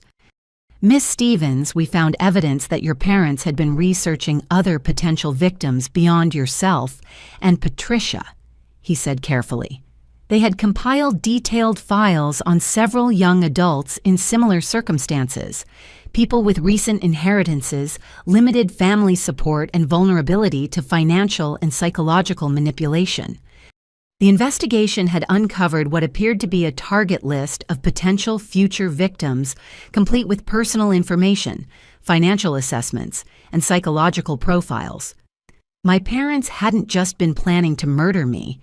They had been developing a systematic approach to identifying and exploiting vulnerable young adults for financial gain. How many people were on their list? I asked, feeling sick at the thought that other families might be enduring what I had survived. 14 names, Attorney Harrison replied grimly. We've contacted all of them to warn them about potential danger and gather information about any suspicious contact they may have had with your parents. The scope of their criminal planning was staggering. Robert and Linda had been operating what amounted to a serial killing enterprise disguised as family concern, using Robert's insurance industry contacts and Linda's real estate network to identify potential targets and develop approaches for gaining their trust. As I absorbed this information, Dr. Chen arrived with news that would mark a turning point in both my physical recovery and my determination to see justice served. Miss Stevens, your medical tests show that you've made remarkable progress, Dr. Chen announced. Your kidney function is returning to normal, and there don't appear to be any permanent physical effects from your ordeal. You should be able to be discharged tomorrow.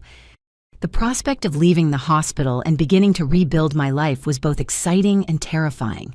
I would be returning to a world where my parents were in custody and my childhood home was a crime scene, but where I would finally have the opportunity to reclaim control over my own existence. Jessica had already begun researching temporary housing options and had volunteered to help me navigate the practical challenges of reestablishing independence while the legal proceedings moved forward. "You're not going through this alone," Jessica assured me. "We're going to make sure you have all the support you need to heal and to see your parents punished for their crimes." As I prepared for discharge, I made a decision that would shape my approach to recovery and justice. I was going to use my survival and the evidence I had gathered to ensure that Robert and Linda faced the full consequences of their actions, while also working to help other potential victims recognize and escape similar situations before they could be harmed. My release from the hospital marked the beginning of what Attorney Harrison described as the most complex prosecution his office had ever undertaken.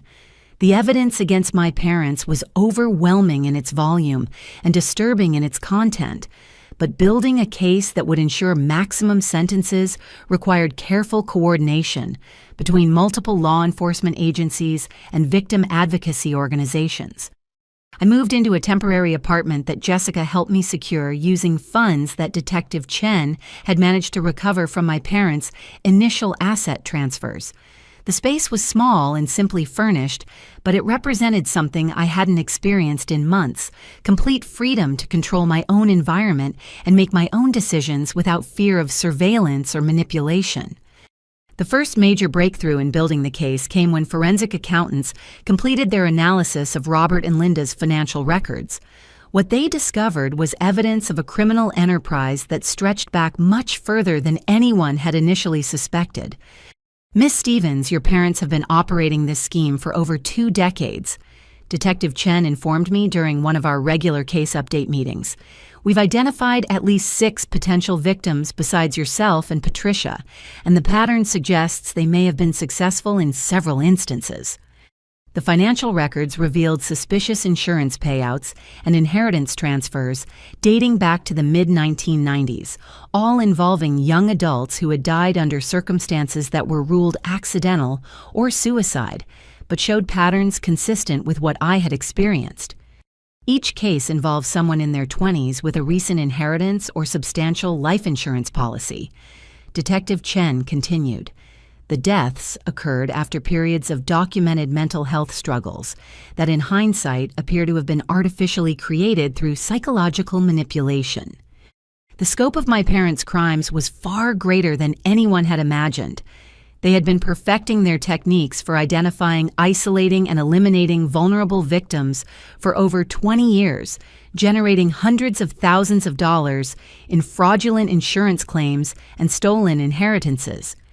But the investigation took a shocking turn when Detective Chen received a call from authorities in Montana regarding the property my parents had purchased for their planned relocation. "Miss Stevens, I need to prepare you for some difficult information," Detective Chen said, her voice carrying the weight of another disturbing discovery. "Local authorities in Montana found human remains on the property your parents bought." The remote Montana location hadn't just been intended as a place to continue my torture and eventual murder. It had been used as a disposal site for previous victims. Forensic teams were working to identify the remains and determine how many people my parents had killed over the years. "How many?" I asked, dreading the answer. "At least 3 sets of remains so far, but the excavation is ongoing," Detective Chen replied. "We believe your parents have been using that property as a burial site for victims whose deaths they couldn't easily disguise as accidents or suicides in populated areas." The discovery transformed my case from aggravated abuse to serial homicide.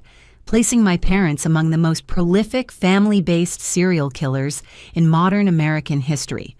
The media attention was becoming intense, but Attorney Harrison assured me that the prosecution team was prepared to handle the publicity while protecting my privacy during the legal proceedings. The most emotionally challenging aspect of building the case was reviewing the video evidence that Robert had been collecting during my basement imprisonments. Attorney Harrison had warned me that the footage was disturbing, but he needed my input to understand the full context of what had been recorded.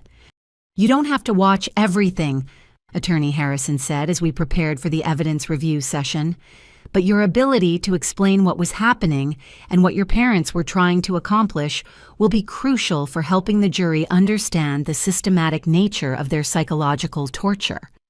The videos were harder to watch than I had anticipated, showing my deterioration over multiple sessions and my parents' clinical approach to documenting my suffering. Robert's voice could be heard providing commentary about my responses and adjusting his techniques based on what he observed to be most effective in breaking down my resistance. This is Session 7.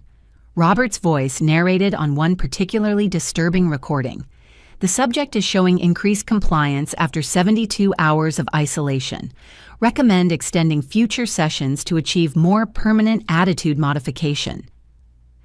The clinical language he used to describe my torture was reminiscent of legitimate psychological research, suggesting that Robert had been studying behavioral conditioning techniques and applying them to perfect his abuse methods. But the most damaging evidence against my parents came from an unexpected source, Linda's own documentation of their crimes. "Your mother kept detailed records of every session, every technique, and every result," Detective Chen explained, showing me notebooks filled with Linda's handwriting.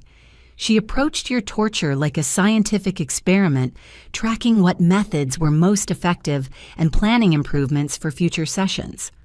Linda's notebooks contain detailed psychological profiles of all their victims, including analysis of personality traits that made people vulnerable to their manipulation techniques. She had been studying victimology and criminal psychology, using legitimate academic research to improve their ability to identify and exploit potential targets. "She wrote about you specifically." Detective Chen continued reading from one of the notebooks. "She identified your loyalty to family and your tendency to blame yourself for problems as weaknesses they could exploit. She planned every aspect of your psychological conditioning based on her analysis of your personality." The scientific approach Linda had taken to psychological torture was perhaps more disturbing than the abuse itself. She hadn't been acting out of anger or mental illness. She'd been conducting systematic research into how to destroy another person's will to resist while maintaining legal deniability. As the evidence continued to mount, my role in the prosecution expanded beyond simply being a victim providing testimony. Attorney Harrison asked me to help develop educational materials that could be used to train law enforcement officers and social workers to recognize similar patterns of family-based serial abuse. "Your case is going to change how we investigate suspicious deaths involving young adults," Attorney Harrison told me.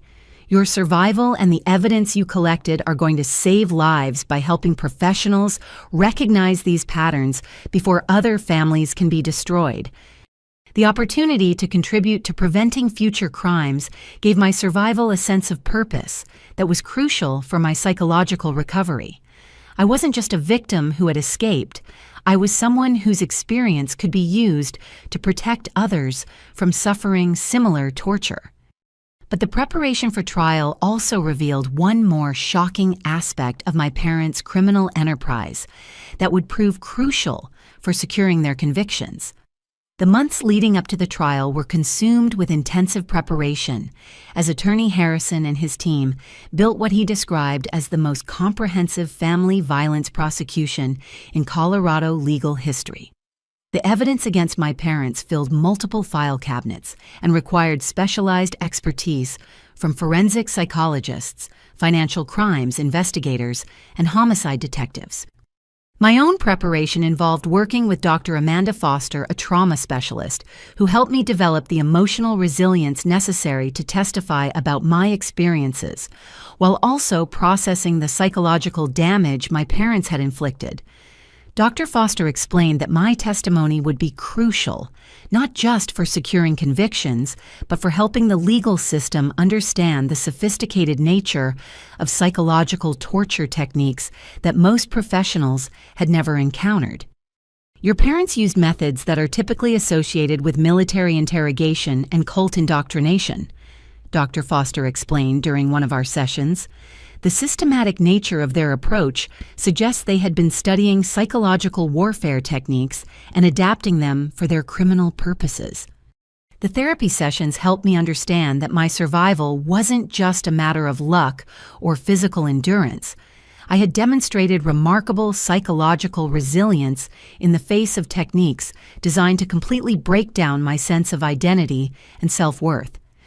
But the trial preparation took an unexpected turn when Detective Chen received a call from authorities in 3 different states reporting suspicious deaths that showed patterns similar to my parents' methods. Ms. Stevens, we believe your parents may have been traveling to other states to commit crimes when their local opportunities were limited, Detective Chen informed me. We're coordinating with law enforcement agencies in Nevada, Arizona, and Texas to investigate cases that might be connected to your parents' activities. The multi-state investigation revealed that Robert and Linda had been using vacation trips and real estate conferences as opportunities to identify and eliminate victims in locations where they had no known connections or motives. The scope of their criminal enterprise was far more extensive than anyone had initially realized. We're looking at potentially 15 to 20 murders, spanning 2 decades, Detective Chen continued. Your parents may be among the most prolific serial killers in American history, specializing in victims whose deaths would generate financial benefits while appearing to be accidents or suicides. The revelation that my parents were suspected in dozens of murders across multiple states brought national media attention to the case and attracted the involvement of federal law enforcement agencies. FBI behavioral analysts were brought in to develop profiles of my parents' methods and help identify additional potential victims. But the most significant development came just 6 weeks before the trial was scheduled to begin, when Linda's legal team attempted a strategy that would ultimately destroy any sympathy she might have garnered from potential jurors. Linda had hired attorney Rebecca Walsh, a high-profile defense lawyer who specialized in representing clients accused of family violence. Attorney Walsh's initial strategy appeared to be based on portraying Linda as a victim of Robert's psychological manipulation, claiming that she had been coerced into participating in crimes that were primarily planned and executed by her husband.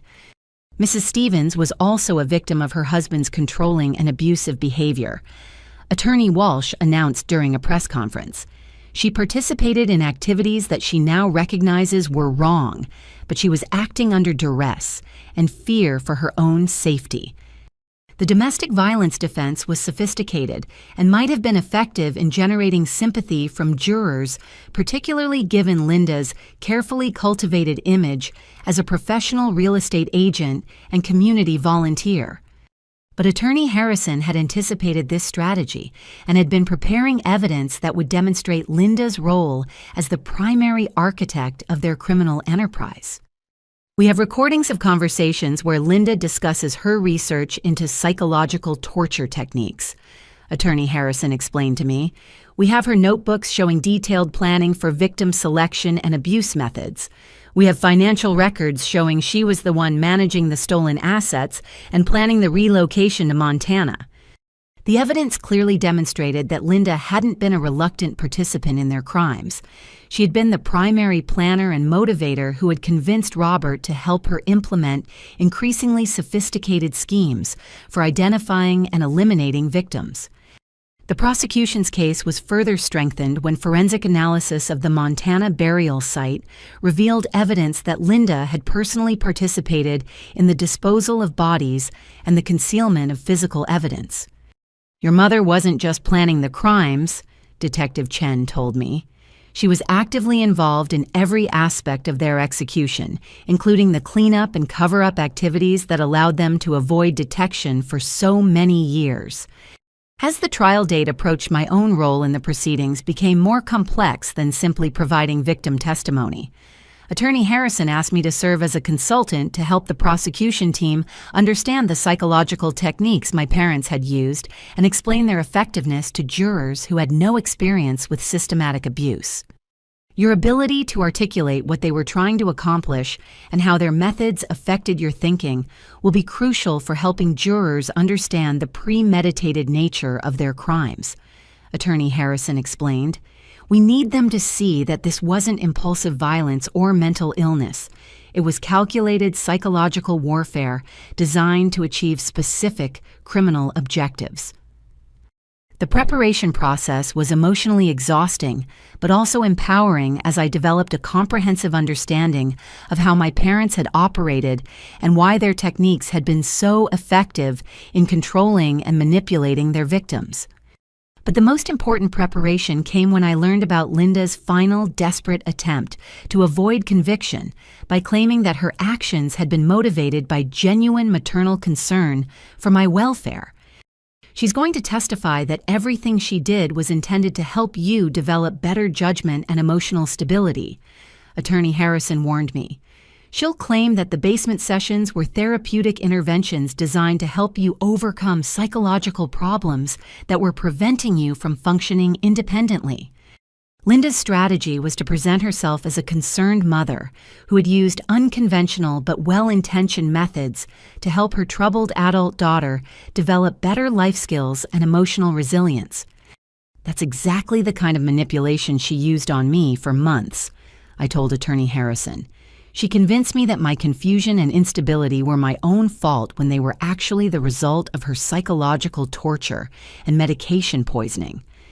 My role in the trial would be to expose Linda's manipulative techniques and demonstrate how she had used my love and trust to facilitate my own abuse while presenting herself as the caring parent trying to help her struggling child. The trial was going to be my opportunity to finally confront my parents directly and expose the truth about their crimes to a jury that would decide their fate and determine whether they would ever have the opportunity to hurt anyone else again. The trial began on a cold Monday morning in February, with Attorney Harrison delivering an opening statement that laid out the full scope of my parents' criminal enterprise for the 12 jurors who would determine their fate. The courtroom was packed with media representatives, law enforcement officers from multiple jurisdictions, and family members of other suspected victims who had traveled to Denver hoping to finally see justice served. Ladies and gentlemen of the jury, Attorney Harrison began, over the next several weeks, you will hear evidence of crimes so systematic and so brutal that they challenge our understanding of what human beings are capable of doing to their own family members. He outlined the prosecution's case, methodically explaining how Robert and Linda had spent over 2 decades perfecting techniques for identifying vulnerable victims, isolating them from support systems, and ultimately murdering them for financial gain, while making their deaths appear to be accidents or suicides. The defense attorneys attempted to portray their clients as loving parents who had made mistakes in their attempts to help their troubled daughter, but the overwhelming evidence made that narrative increasingly difficult to maintain as the trial progressed. Harold was the first witness to testify, describing his discovery of the security footage and his growing horror as he realized what had been happening in the house next door to him for months. His testimony was powerful because it came from a disinterested neighbor who had no motivation to fabricate evidence or exaggerate the severity of what he had observed.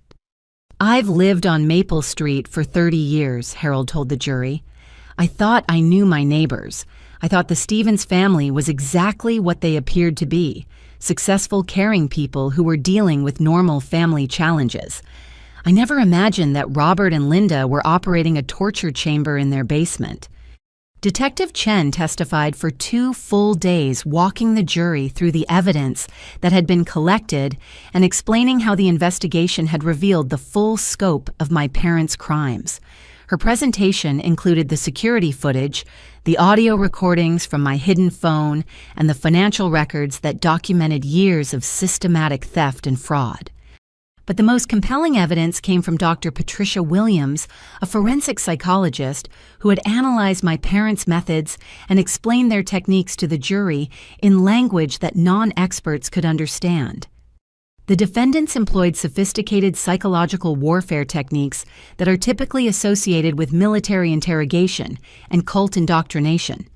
Dr. Williams explained, "These methods were specifically designed to break down the victim's sense of identity and self-worth while creating dependency on the abusers for basic survival needs."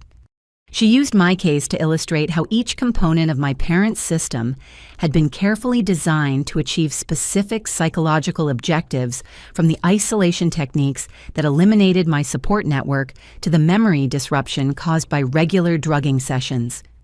The basement imprisonments weren't random punishment, Dr. Williams continued.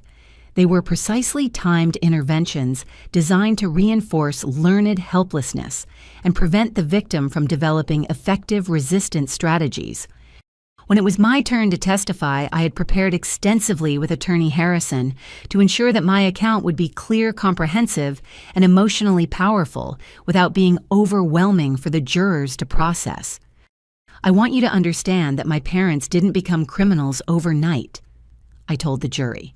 "They spent months systematically destroying every aspect of my independence while presenting themselves as concerned parents who were trying to help me through a difficult period."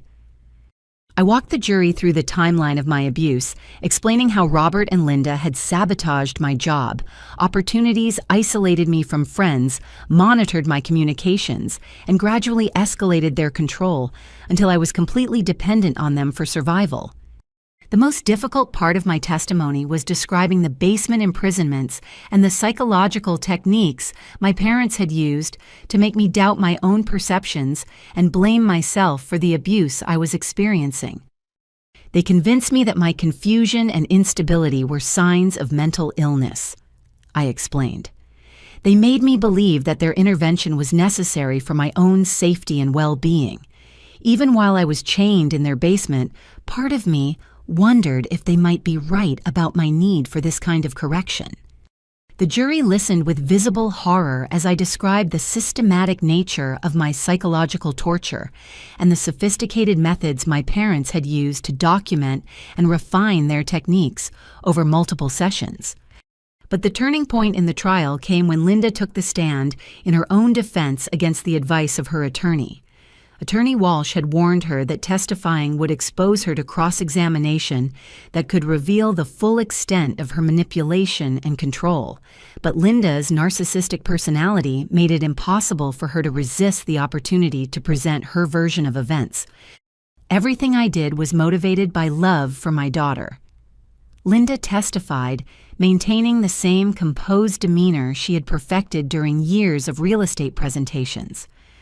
Audrey was struggling with serious psychological problems that were preventing her from functioning independently. My husband and I consulted with professionals about intervention strategies that might help her develop better coping skills. Her testimony was smooth and practiced, presenting a narrative of concerned parents who had used unconventional but well-intentioned methods to help their troubled adult child overcome emotional and behavioral challenges. But Attorney Harrison's cross-examination exposed the calculating predator beneath Linda's maternal facade. "Mrs. Stevens, you testified that your actions were motivated by love for your daughter," Attorney Harrison began. "Can you explain how chaining her in a basement without food or water for 3 days demonstrates parental love? Linda's response revealed the depth of her psychological disorder and her complete lack of empathy for my suffering. "Sometimes children need firm boundaries to understand the consequences of inappropriate behavior," Linda replied calmly. "Audrey had been defiant and disrespectful, making accusations against her family and refusing to accept the help we were offering. 3 days of reflection time was intended to help her develop better judgment. The casual way she discussed my torture horrified the jurors and demonstrated that she genuinely believed psychological abuse was an appropriate parenting technique. "Mrs. Stevens, did your intervention techniques include drugging your daughter without her knowledge?" Attorney Harrison continued. "We administered mild sedatives when her emotional state became dangerous to herself and others," Linda responded. "Medical intervention was necessary to prevent her from making impulsive decisions that could have resulted in serious harm." With each question, Linda revealed more of her twisted worldview and her complete inability to recognize the criminal nature of her actions. She described my imprisonment as therapeutic intervention, my psychological torture as behavior modification, and her plans for my murder as protective custody. The final blow came when Attorney Harrison played recordings of Linda discussing insurance policies and permanent solutions for dealing with me. "Mrs. Stevens, can you explain this conversation where you discuss the financial benefits of your daughter's death?" For the first time during her testimony, Linda showed signs of panic as she realized that her own words had provided undeniable evidence of her criminal intent. That conversation was taken out of context. She said, her voice rising with genuine alarm. "We were discussing hypothetical scenarios for protecting Audrey's assets if something happened to her." But the recordings were clear and unambiguous, revealing Linda's cold calculation about the financial advantages of murdering me compared to the complications of long-term legal guardianship. As Linda's composure finally cracked under the pressure of Attorney Harrison's methodical questioning, she revealed the narcissistic rage that had driven her crimes for over 2 decades. "You don't understand what it's like to sacrifice everything for an ungrateful child who refuses to appreciate the care and guidance you provide," Linda screamed at Attorney Harrison. "Children are supposed to honor and obey their parents, not make wild accusations and involve outsiders in private family matters." Her explosive outburst revealed the fundamental belief system that had motivated her crimes, the conviction that children were property to be controlled completely and disposed of if they proved insufficiently compliant. The jury deliberated for less than 4 hours before returning guilty verdicts on all charges for both Robert and Linda. The evidence had been so overwhelming and Linda's testimony so damaging that there was no reasonable doubt about their guilt or the premeditated nature of their crimes. 6 months after the trial concluded, I stood in the visiting room of the Colorado State Penitentiary, looking through bulletproof glass at my mother for what would be the last time in my life. Linda had been sentenced to life without possibility of parole for her role as the primary architect of their criminal enterprise, while Robert had received a sentence of life with the possibility of parole after 25 years in exchange for his cooperation in identifying additional victims. "I hope you're satisfied with what you've accomplished," Linda said, her voice carrying the same manipulative tone she had used throughout my childhood. "You've destroyed your family and ruined the lives of people who loved you more than you'll ever understand." Even facing life in prison, Linda remained completely convinced that she had been the victim of my ingratitude and the justice system's failure to recognize her good intentions. Her inability to accept responsibility or show remorse confirmed that my decision to pursue maximum penalties had been correct. "I'm satisfied that you can never hurt anyone else the way you hurt me and Patricia and all the other people whose lives you destroyed," I replied calmly. "That's what justice looks like for someone like you." I left the prison that day knowing I would never return. Linda and Robert had no power over my life anymore, and I had no obligation to maintain contact with people who had spent years planning my torture and murder. My new life had taken shape gradually over the months following their conviction. The recovery of my stolen assets had provided financial stability, and the Victim Compensation Fund had covered the extensive therapy I needed to process the trauma of systematic abuse and rebuild my sense of identity and self-worth. I had moved into a spacious apartment in downtown Denver, far from the suburban neighborhood where my childhood home had been demolished to eliminate the crime scene that had attracted curiosity seekers and true crime enthusiasts. The insurance settlement from that property sale had been donated to organizations that help abuse survivors, ensuring that something positive emerged from the location where so much suffering had occurred. My graphic design business had flourished as I channeled my creative energy into projects that felt meaningful and fulfilling. Word of my survival and the justice we had achieved had spread through the design community, leading to clients who specifically wanted to support my recovery while benefiting from the unique perspective that surviving severe trauma had given me about resilience and human strength. Jessica remained my closest friend and business partner, helping me navigate the practical challenges of rebuilding while providing the emotional support that was crucial for my continued healing. Harold had become a surrogate grandfather figure, checking on me regularly and sharing meals when I needed company, but didn't feel ready for larger social gatherings. But the most meaningful aspect of my new life was the work I had begun with the Survivor Advocacy Network, an organization that helps people recognize and escape situations involving family-based abuse and financial exploitation.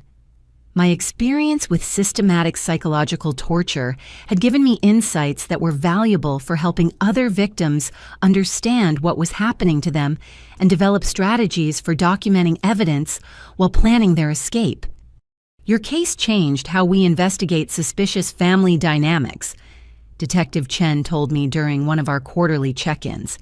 Law enforcement agencies across the country are now trained to recognize the patterns you helped us identify, and we've prevented at least 12 attempted murders in cases that showed similarities to what your parents were doing.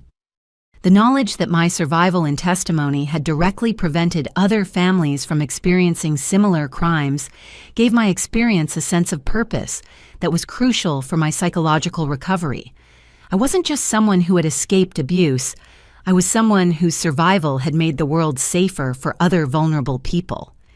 My speaking engagements at conferences and training seminars had evolved into a second career that complemented my design work and allowed me to reach larger audiences with information about recognizing and resisting family-based exploitation.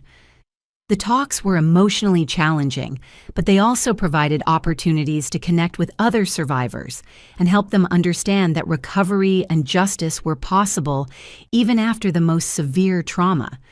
On a sunny afternoon in late autumn, I visited Patricia's grave for the first time since learning about her murder. The headstone was simple and dignified, marking the resting place of a young woman whose life had been cut short by the same predators who had tried to destroy me 2 decades later. I kept my promise, I said quietly, placing fresh flowers on her grave. They'll never hurt anyone else, and people know the truth about what they did to you. Your life mattered, and your death helped save others. The visit to Patricia's grave marked a milestone in my healing process, representing my ability to honor the memory of other victims while celebrating my own survival and the justice we had achieved together. As I drove home through the changing leaves of a Colorado autumn, I reflected on the life lessons that had emerged from my experience with systematic family abuse and my journey toward recovery and justice. Trust your instincts when people who claim to love you consistently undermine your independence and self-worth. Real love empowers you to grow and thrive. It never seeks to diminish or control you. The people closest to us can sometimes be the most dangerous, but there are always others willing to help if we have the courage to reach out and ask for assistance. Healing from deep betrayal is possible even when that betrayal comes from the people who were supposed to protect and nurture us. Recovery requires time, professional support, and the determination to rebuild our sense of identity and self-worth, but it can be accomplished with patience and commitment to our own well-being. Survivors of severe trauma have unique insights and strength that can be used to help others recognize and escape similar situations. Transforming our pain into purpose by protecting others gives our survival meaning and contributes to preventing future victims from experiencing what we endured. Justice may take time to achieve, but it's worth pursuing both for our own healing and for the protection of others who might be targeted by the same predators. The legal system isn't perfect, but it can be an effective tool for holding criminals accountable when we have the courage to use it and the support to see the process through to completion. Most importantly, no matter how systematic or sophisticated the abuse, we experience our fundamental worth and right to freedom can never be truly destroyed. Even in the darkest moments, even when we've been convinced that we're worthless or crazy or deserving of punishment, the truth about our value and dignity remains intact, waiting for us to rediscover and reclaim it. As I settled into my apartment that evening, I felt grateful for the life I had built and the people who had helped me escape the trap my parents had constructed. Tomorrow would bring new opportunities to grow, create, and contribute to making the world safer for other vulnerable people who needed someone to believe their stories and help them find their way to freedom. Have you ever felt like someone in your family was trying to control your life in ways that seemed excessive or harmful? How did you recognize when concern crossed the line into manipulation or abuse? I'd love to hear your thoughts and experiences in the comments below. And if this story resonated with you, please subscribe, and share it with others who might benefit from hearing about the possibility of survival and recovery. Thank you for taking this journey with me, and remember that no matter how dark things seem, there are always people ready to help you find your way back to the light.